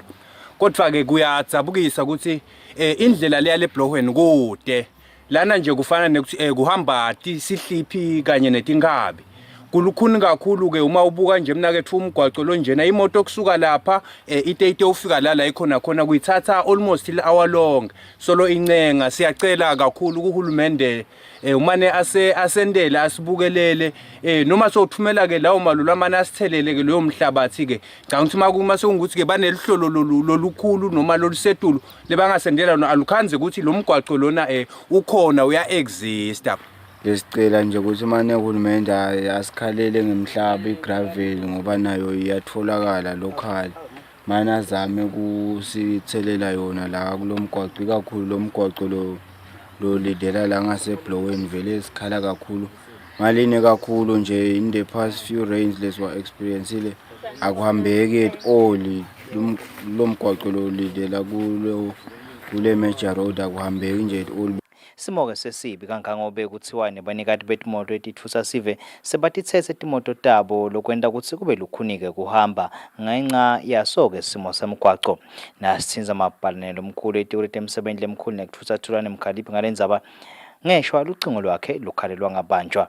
Etindzabeni tanamuhla ngiyane Msibi ngisekukhanyeni. Kutfolakale tithumbu tebantfu labatsatfu eceleni kwemfula esifundeni seKwaZulu-Natal eNingizimu Afrika kususwe etinkulungwane tebantfu tamikiswa endzaweni lephephile ngesizatfu setimvula letinemandla letihambisana netikhukhula lesetiphindze tahlasela leyandzawo. Kubikwa ukuthi timvula letihambisana netikhukhula tibanga umonakalo lapho kulimele imigwaqo netakhiwo leti bese titfolakala tigcwele lidzaka eveni leNingizimu Afrika KwaZulu-Natal. Ngekusho kwalababuka isimo selitulu eNingizimu Afrika bacwayisa sive ukuthi sicaphele. Kubikwa ukuthi kutfolakele bantfu labatsatfu bashonile eceleni kwemfula kwaphindze kwasuswa tinkhulungwane tebantfu tamikiswa endzaweni lephephile. Ngakulokunye mengameli welive leMelika Joe Biden uvakashele live leJarman ngenhloso yekubuka tindzaba tetemnotfo kanye netekuphepha takulela live. Eveni le-Israel kanye nase-Switzerland kubikwa ukuthi sekutfolakala imibiko yesifo se-monkeypox lesekwenta ukuthi lesifo sibhedvuke emaveni lalishumi 14. Kubikwa ukuthi emave omabili atfole umuntu munye lobekavakashile. Kubikwa ukuthi emave angesheya kunemibiko lengu-80 letfolakele eveni leMelika, Canada nase-Australia. Kuthiwa lesifo i-monkeypox sinyenti kakhulu e-Central nase-Western Africa. Lisifo lesi kuthiwa ligciwane lelitfolakala etingobiyaneni kanti liyafana nalelo le-smallpox. Kuthiwa tinkhomba talo tifaka ekhatsi buhlungu bemgogodla, kuluma kanye nebuhlungu bemamasela. Etindzabeni kubika sondomlangeni titfombe titfolakale ka-DW France 24 naka-VOA. Inhlangano yaka-Rotary Club kaManzini ngekusebenzisana nenhlangano yebantfu labakhubatekile nalabane kugula tsite kwengcondvo i-Persons with Mental and Severe Disabilities icale umsebenzi wekunikelela labakhubatekile ngetincola tekuhamba ema-wheelchairs. Lo msebenzi ucale enkhundleni yaseMadlanga eMphisi. Inhlangano lethanza kusungulwa lebuke tindzaba tebantfu labakhubatekile netindzaba tekuphila kwengcondvo i-persons with mental and severe disabilities ngaleSihlanu ngekubanjiswa inhlangano yaka Rotary Club kaManzini isukumise lihlelo lekunikelela bantfu labakhubatekile ngetincola letisebentiswa ngilabakhubatekile pheceleti wheelchairs. Umcondzisi walenhlangano Sipho Dlamini uthi letincola tisidzingo kakhulu kuba khona kwato.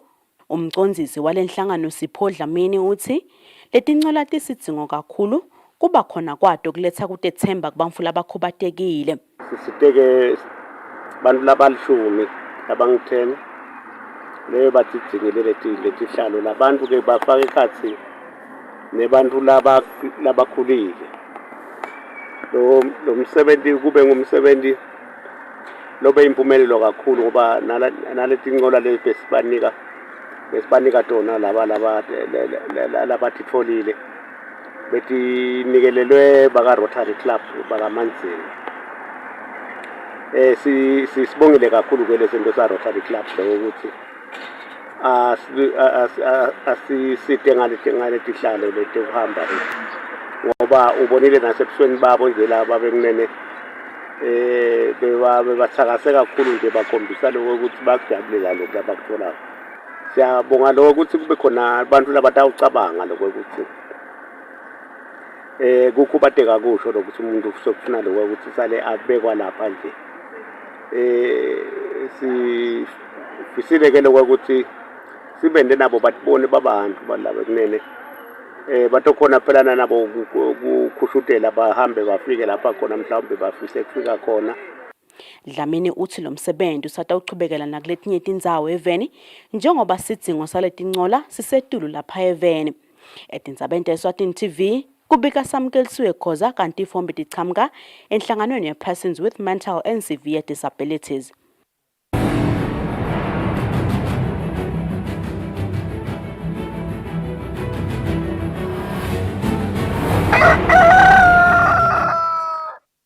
Kutemidlalo umqeqeshi weqembu le-Young Buffaloes labo make Fisiwe Hlophe uthi lokubende ukuthi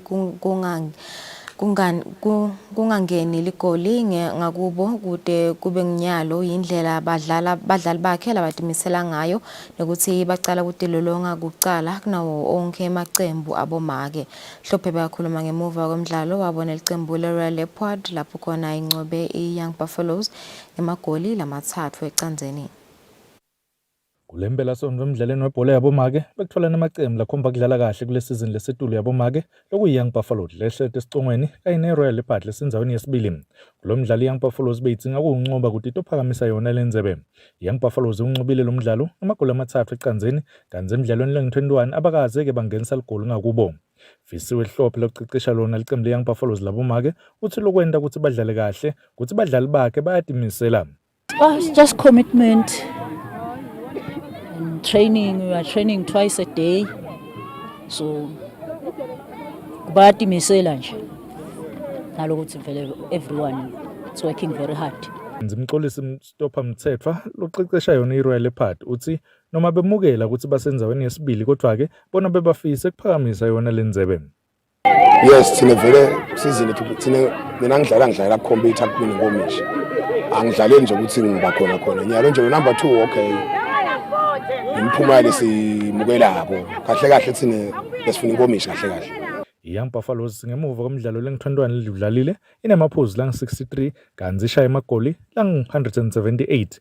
I-Royal Leopard yona lesenzaweni yesibili inamaphuzu lang-55. Lubikile umsakazi eSwatini TV kutemidlalo ngilinda Dlamini eMalkens. Ngaleto temidlalo siyatephetsa tindzaba tetfu tesibili tehlelo sabahloli temakethe sanshane samoselitulo.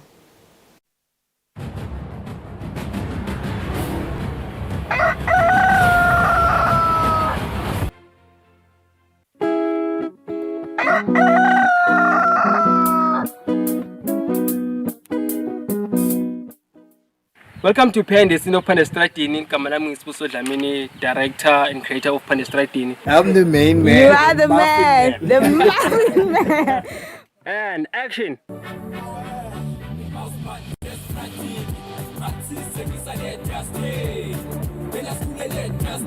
What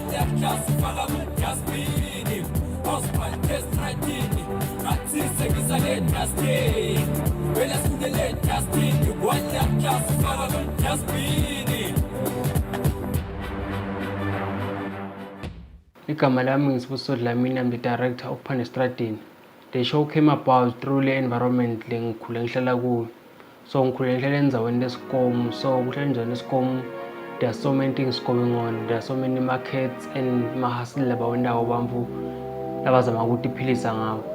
For example, bathengisa ummbila, bakoleka tinsimbi, khona chicken dust, those usual kind of hustle. Lokungadingeki ukuthi uye esikolweni ukuze ukhone lokwenda. When starting the show, we had so many difficulties. For example, we had to approach people, we had to convince them ukuthi sincince ibhuti noma ncince noma ncince imali sicela ukukushootha to show your hustle. Khona start encourage abantu labanye. So those things, because labanye baba nembuto lomnyeni, for example ukuthi utasendani, labanye bathi asifuni, but sakhona ukuthi bamsikhona kubakhulumisa, understandane ukuthi le show lesinagendelani and how is it going to benefit yena and how it's going to benefit labanye bantu abaphila evendawo ngwana. Ngasiqala shooting yethu namhla we have my guy Linda Mhlanga lolimako lapha. How do you feel, my guy? You good? Right. Okay, saqala kushoota nyalo khathi sihambile sesikhathi sekulima bona seligobagobile ilanga, which means the right way is either kwenda ekuseni noma kwenda nsambama.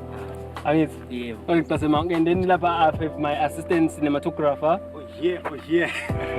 The first thing lesendawo masifika on set, we just load of the gear and then bese lapho sakhuluma ukuthi utashoota kanjani, because kukahle kuba ne-discussion batshela ukuthi utashoota kanjani, bakatse ini, bakatse nani, bangabe bona ba-surprise bathi hawu mosawasitshela ukuthi utashoota lokhu, so kwenteka nyalo. So mawufike nje on set, the first thing njengoba benikhulumile on the phone before, ukhuluma nabo sibatshela ukuthi sitashoota lokhu nalokhu, so ukuze wakhe story lesikahle. Because ile langa ngala, because utamakhuluma utamala ngento uthatha this way mawukhuluma instead of ukuthi ukhulume ngendla bukendasi.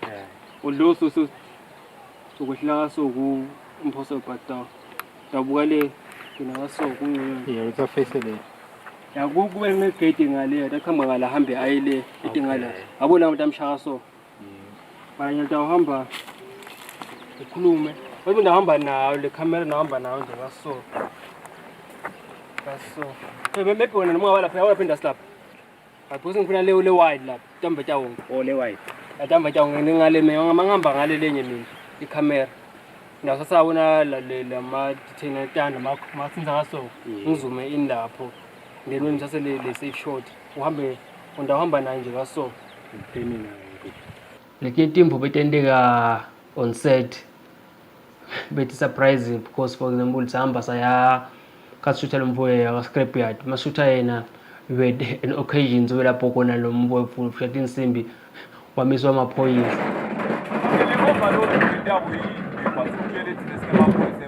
Waphela overload nje. Eloko amaphoyisa kwaphose kwanithatha ngi-overloading. Akhile amaphoyisa akazange aba nenkinga usayambopha because I was so nervous ukuthi ngisamele ngobhelela umuntu and stuff, but lokho amaphoyisa akhona usiyekela sachubeka. I think that work on our advantage, sakhona kuchubeka sashootha. Le crew kwakulicembu lebeli kahle ngoba ngangihamba lingikhuthata ukuthi no mfana nami ungabi nenkinga, chubeka nje usebende lo msebenzi wakho, ungalingeni uthathe idzalamiva. Mabasaqala kungithebula laba thebulako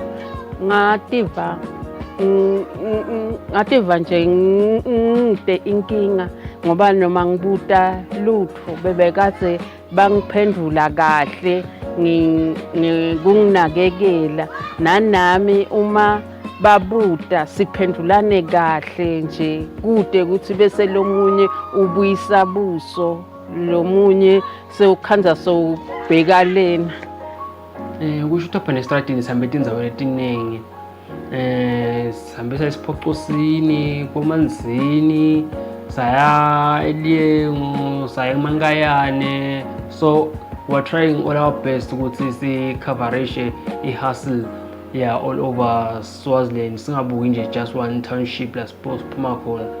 So I think that was for the best, and hopefully season 2 Master Kubega we can be able to travel as far as maybe Lavumisa, as Pigs Peak, just to show more of what the country holds on the hustle. I hope this show can benefit a lot of people. It shows different people labatiphilisa ngendlela letihlukene. Mabuka nje ukuthi sinempuwe chicken dust from food up to letfunga which is more practical food, and ngibe nempulo omunye lo fusheta insimbi which doesn't demand any capital ukuthi bakhona ukuqala leyo business. It's just going.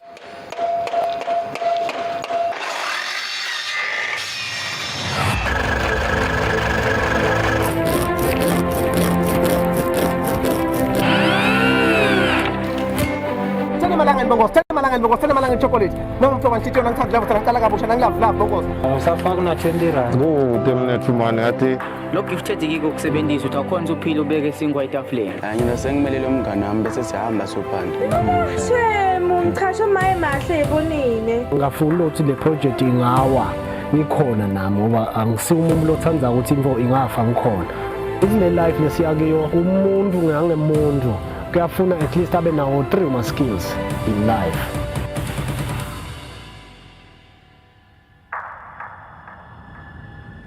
Mina ngibonga kakhulu ngoba solo ngatsala ukusebenza lo msebenzi abadinga ngingumsupport labantu.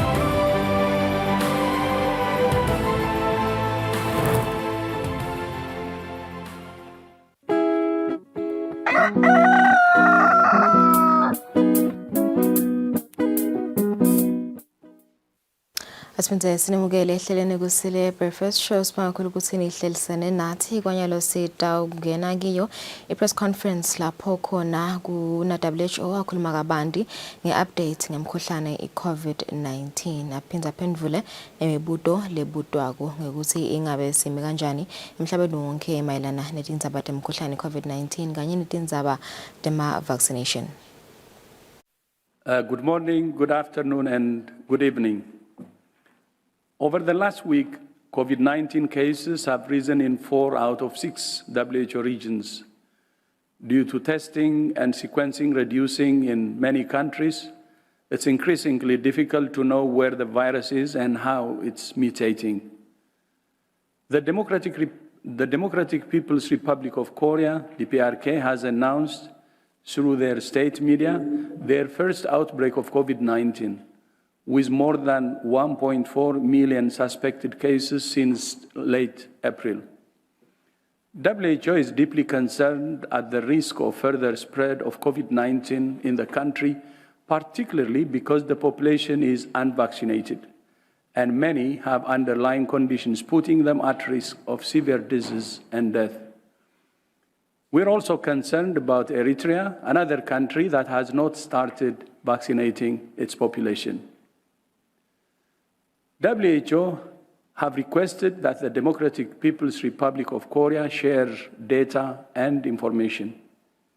And WHO has offered to provide a package of technical support and supplies, including diagnostic tests, essential medicines, and vaccines ready to be deployed to the country. After 3 years, I will be so glad to meet many health leaders face-to-face in Geneva on Sunday for the start of a critically important World Health Assembly. There is a lot to discuss in health, and there are a series of crises that are fundamentally stretching health workers, resources, and systems to their limits, which risks lives, livelihoods, and overarching security. The pandemic will be discussed, including how to end the emergency, including increasing access to vaccines, antivirals, and other life-saving tools. Last week, I welcomed President Biden's announcement about the sharing of health technologies between the United States National Institute of Health, WHO's COVID-19 Technology Access Pool, and the Medicines Patent Pool regarding the development of innovative therapeutics, early-stage vaccines, and diagnostic tools for COVID-19. As you know, equity is one of the key principles behind the proposed pandemic preparedness accord. During this pandemic, we faced many challenges, including a lack of sharing information, a lack of sharing biological materials, and a lack of sharing technology, among others. This hampered the response, cost lives, and revealed the limitations of the global preparedness. For the world to respond quickly and more effectively at the next outbreak or pandemic, the world must prepare now.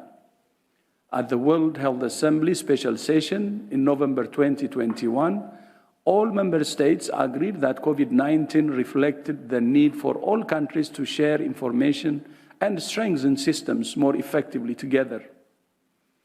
WHO's job is to support countries, our member states, as they negotiate and agree on an accord to commit to protecting future generations from pandemic. Our mandate is 100% determined by member states and what they agree. The accord process is led by member states with their own intergovernmental negotiating body called INB, representing all regions of the world. The INB has now started a 2-year process that includes global public hearings with all stakeholders. This represents the world's opportunity to plan together, detect pathogens quicker, share data broadly and collectively, respond more effectively to the next disease X or known pathogens. Unfortunately, there has been a small minority of groups making misleading statements and purposefully distorting facts. I want to be crystal clear. WHO's agenda is public, open, and transparent. WHO stands strongly for individual rights.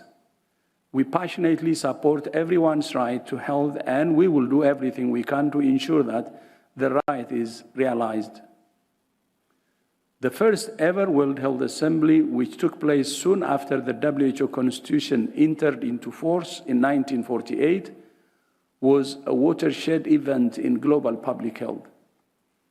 And like the proposed Pandemic Preparedness Accord, this did not mean WHO usurped nations' sovereignty. In fact, it strengthened countries' ability to fight diseases together.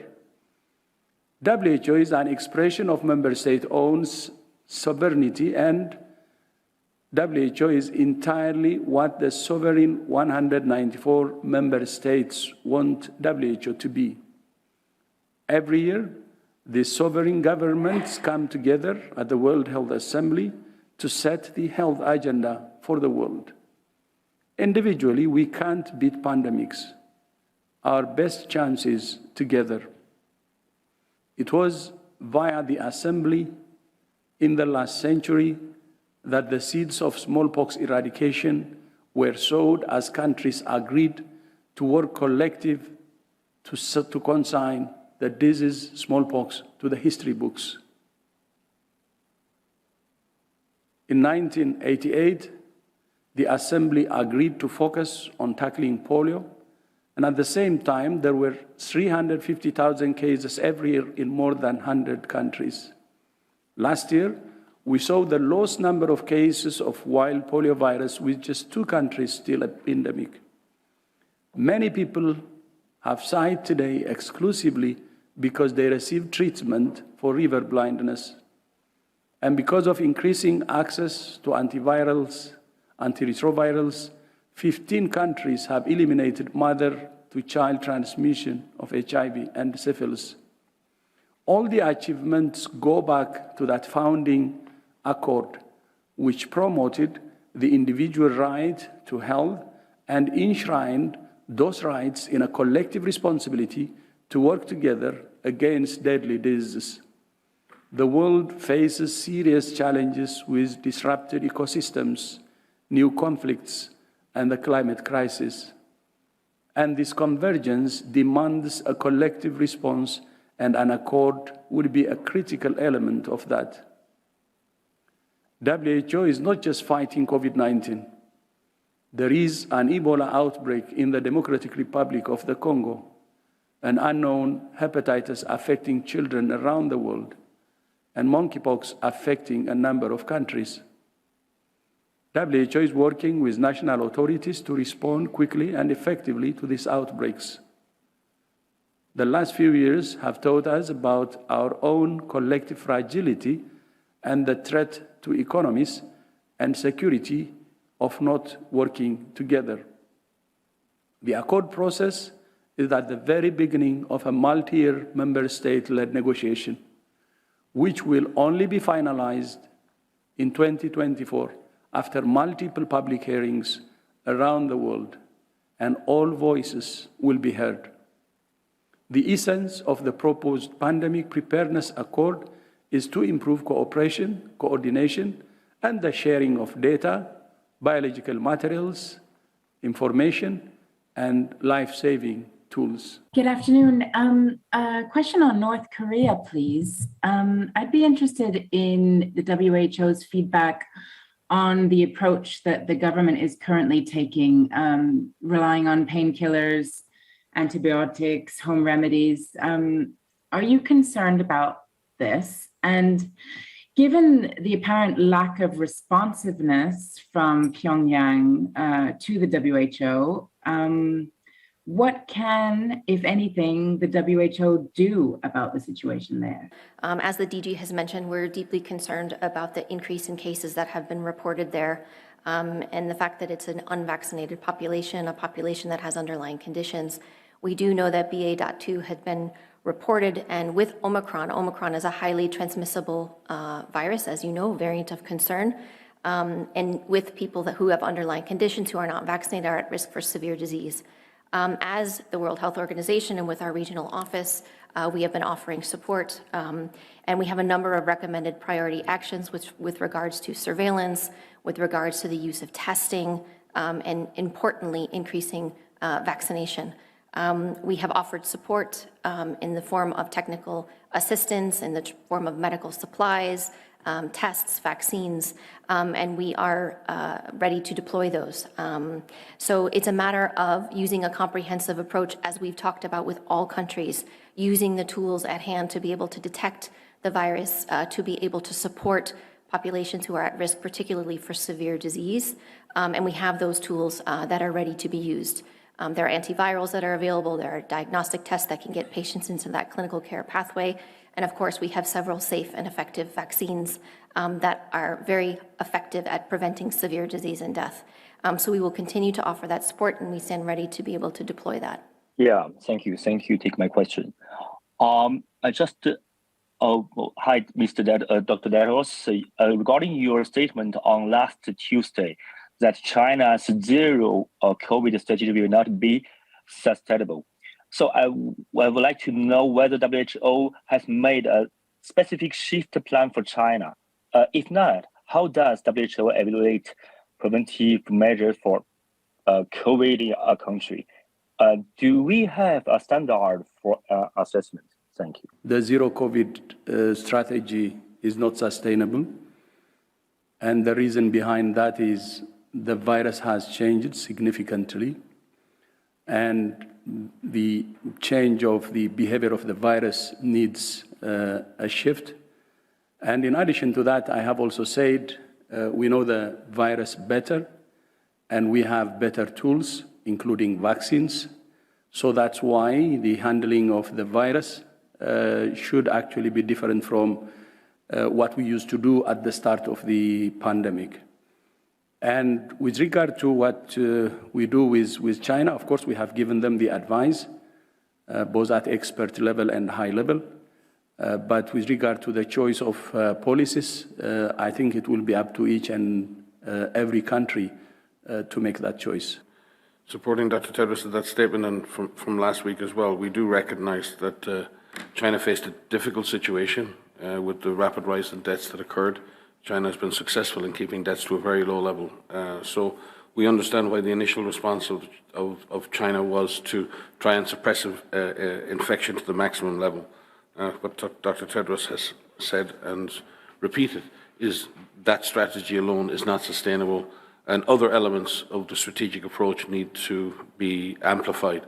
and China is vaccinating many, many people, but ensuring that vaccination gets to everybody who is vulnerable, and the efforts that are made in that are laudable, but that needs to continue. So we've said since the beginning of the pandemic that a comprehensive strategy is needed. The existence of tools that we have at our disposal means we have to apply all of the tools in order to have a sustainable step-by-step exit strategy for each and every country.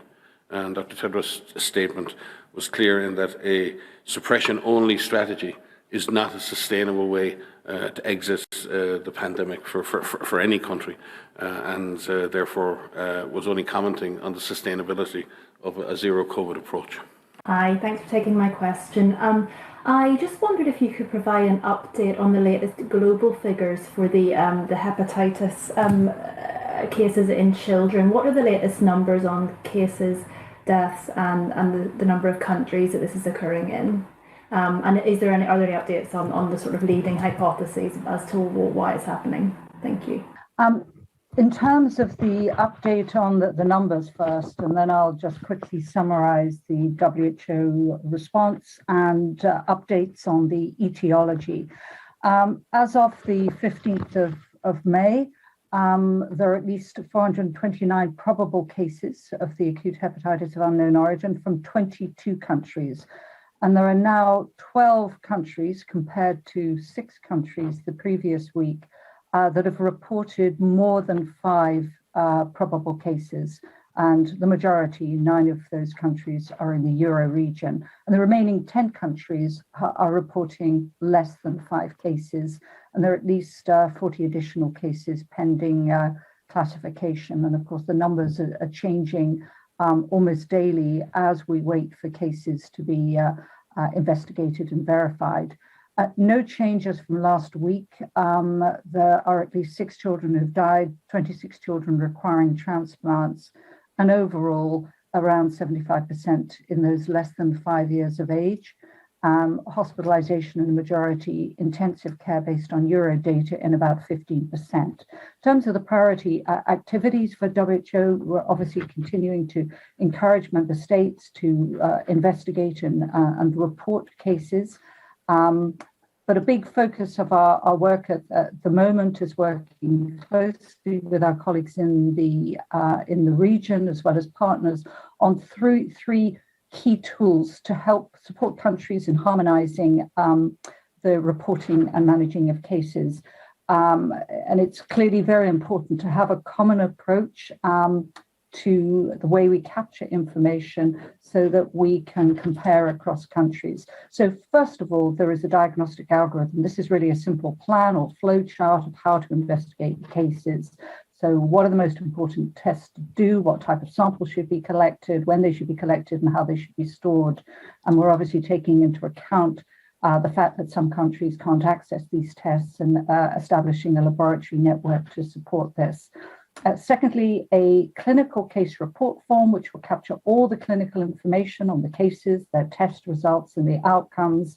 And thirdly, clinical guidelines on how to manage acute liver failure in children and adapted for use across different settings. And then finally, because as I've mentioned previously, these cases of unexplained hepatitis in children have always occurred, and some causing severe liver disease, although they were rare.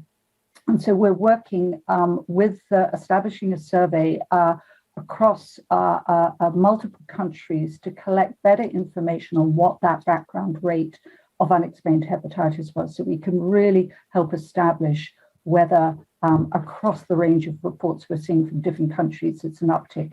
And then finally, just briefly finishing on the etiology, which obviously is going to remain under investigation. And I think this may continue to take some time to really establish the pathways of causation and mechanisms. I think it's good to reiterate again that the hepatitis A to E, these have largely been excluded, but reiterating the importance of excluding hepatitis A, because we know that is not uncommonly reported in outbreaks as a cause of jaundice in both adults and children. and that the toxins, COVID exposures, medications, and COVID vaccination have not been identified as causal. And we're aware of some additional hypotheses about mechanisms emerging in the literature, because the key working hypothesis remain that of the links to adenovirus and or SARS-CoV-2, and importantly now how these two infections may be working together as cofactors, either by enhancing susceptibility or creating an abnormal response. And I think there is some interesting communications in the scientific literature raising a bit more about those mechanisms and about whether a previous COVID infection in children, perhaps some time ago, may have persisted and stayed around in the gut, and then a subsequent adenovirus infection may have resulted in the immune system being activated and causing inflammation. This was just a hypothesis. There was no data based on the studies in children to support this. And that's why it's so important that the COVID-2 test, among the other tests, is done systematically, both for past and current infection in all the children, so we can make comparisons across the cases being reported in different countries. We know that COVID-2 in adults can be associated with hepatitis, but much less is known about what happens in children. So we're very much relying on the UK, that is doing a lot of the detailed investigations, both immunological in the children, host genetics, as well as the viral sequencing. And I think as the findings start to emerge from those studies, that will give us pointers as to where across the global network and cases we may need to investigate further. Thank you. Asingambuyeli kusele imizuzu le mfica kokuthi kushaya insimbi esiphohlongo lo mhla ekuseni sidaba hlala itemakethe nasibuya sidaba esikhulumisana nensasali yethu yedemidlalo.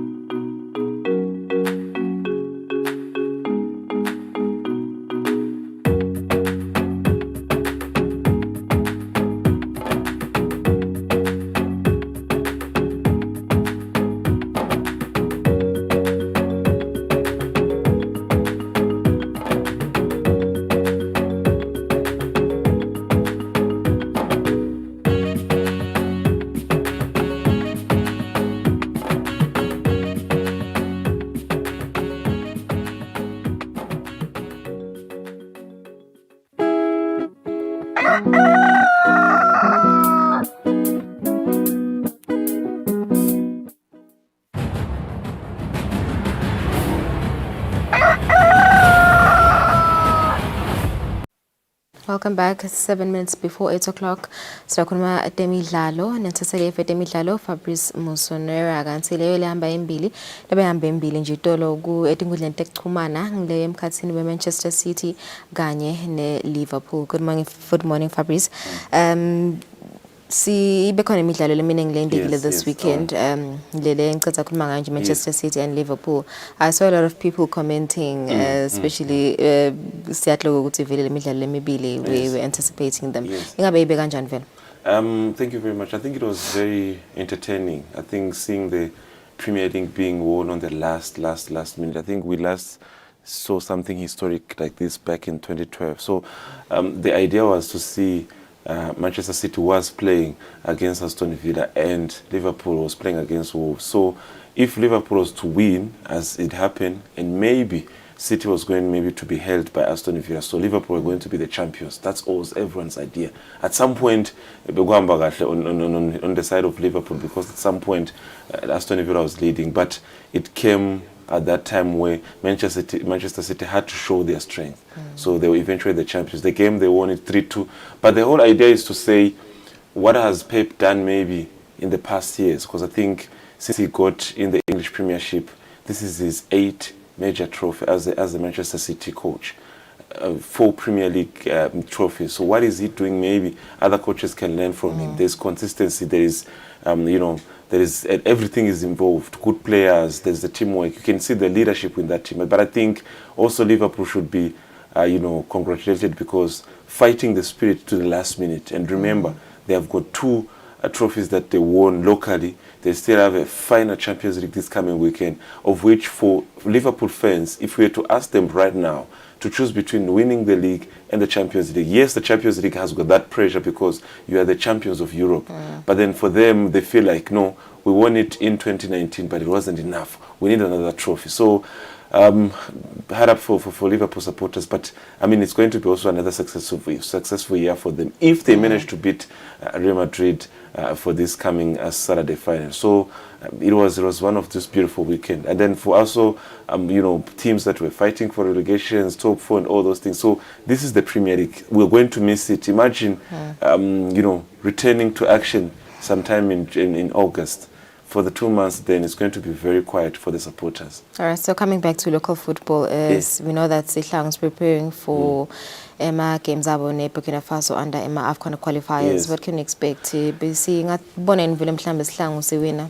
I think it's the games like you highlighted things. It's first week of June, Mhlaga 3 and Mhlaga 7. County low key at this point in time, the team is together, but I'm thinking it's the first game we're going to play Togo. It's the second game we'll be playing against Burkina Faso in the group. It's not the first time we're playing them. We've played them before. We've played Togo, we've played Burkina Faso before. But I'm saying it's a group qualifier. The first game will give us a picture. Yes, it's an away game, but we get a picture.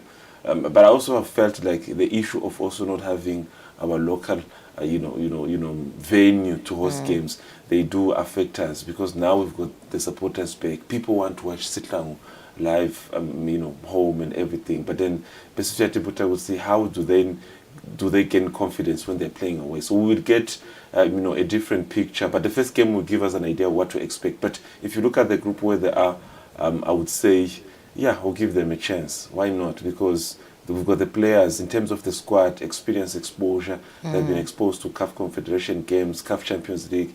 They've been in the Sihlang squad for a long time. So, yeah, we should give them, a possibility that they might show us something that we're not expecting. But in terms of performance, we can, we can trust them and have faith in them. Okay, so lastly and quickly, there's also the Commonwealth Games coming up in July. How ready are our athletes? Yes, the Commonwealth Games in July, the athletes were announced last week, a delegation of 20 people, 12 are the athletes. But what's critical is how now some of the athletes, especially in athletics, managed to perform over the weekend.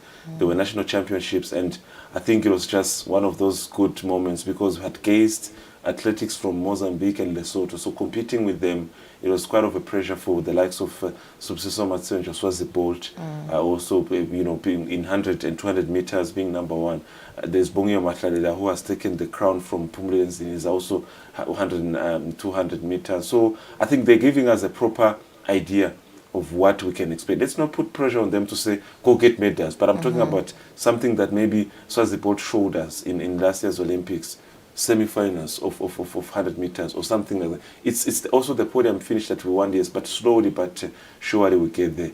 Under cycling, there was also a tournament over the weekend, MTV, Ngwenya class. So another young, upcoming cyclist also expected to go to the Commonwealth Games by the name of Kwanele Chere, also performing well. So when they are performing better in knockout competitions, then the confidence also is uplifted to say, expect something from it. But there is something to expect from this young man. All right, thank you so much, Fabrice. It's 2 minutes before 8 o'clock. Stawsa sal careful el fisha stabesto vala hlelo.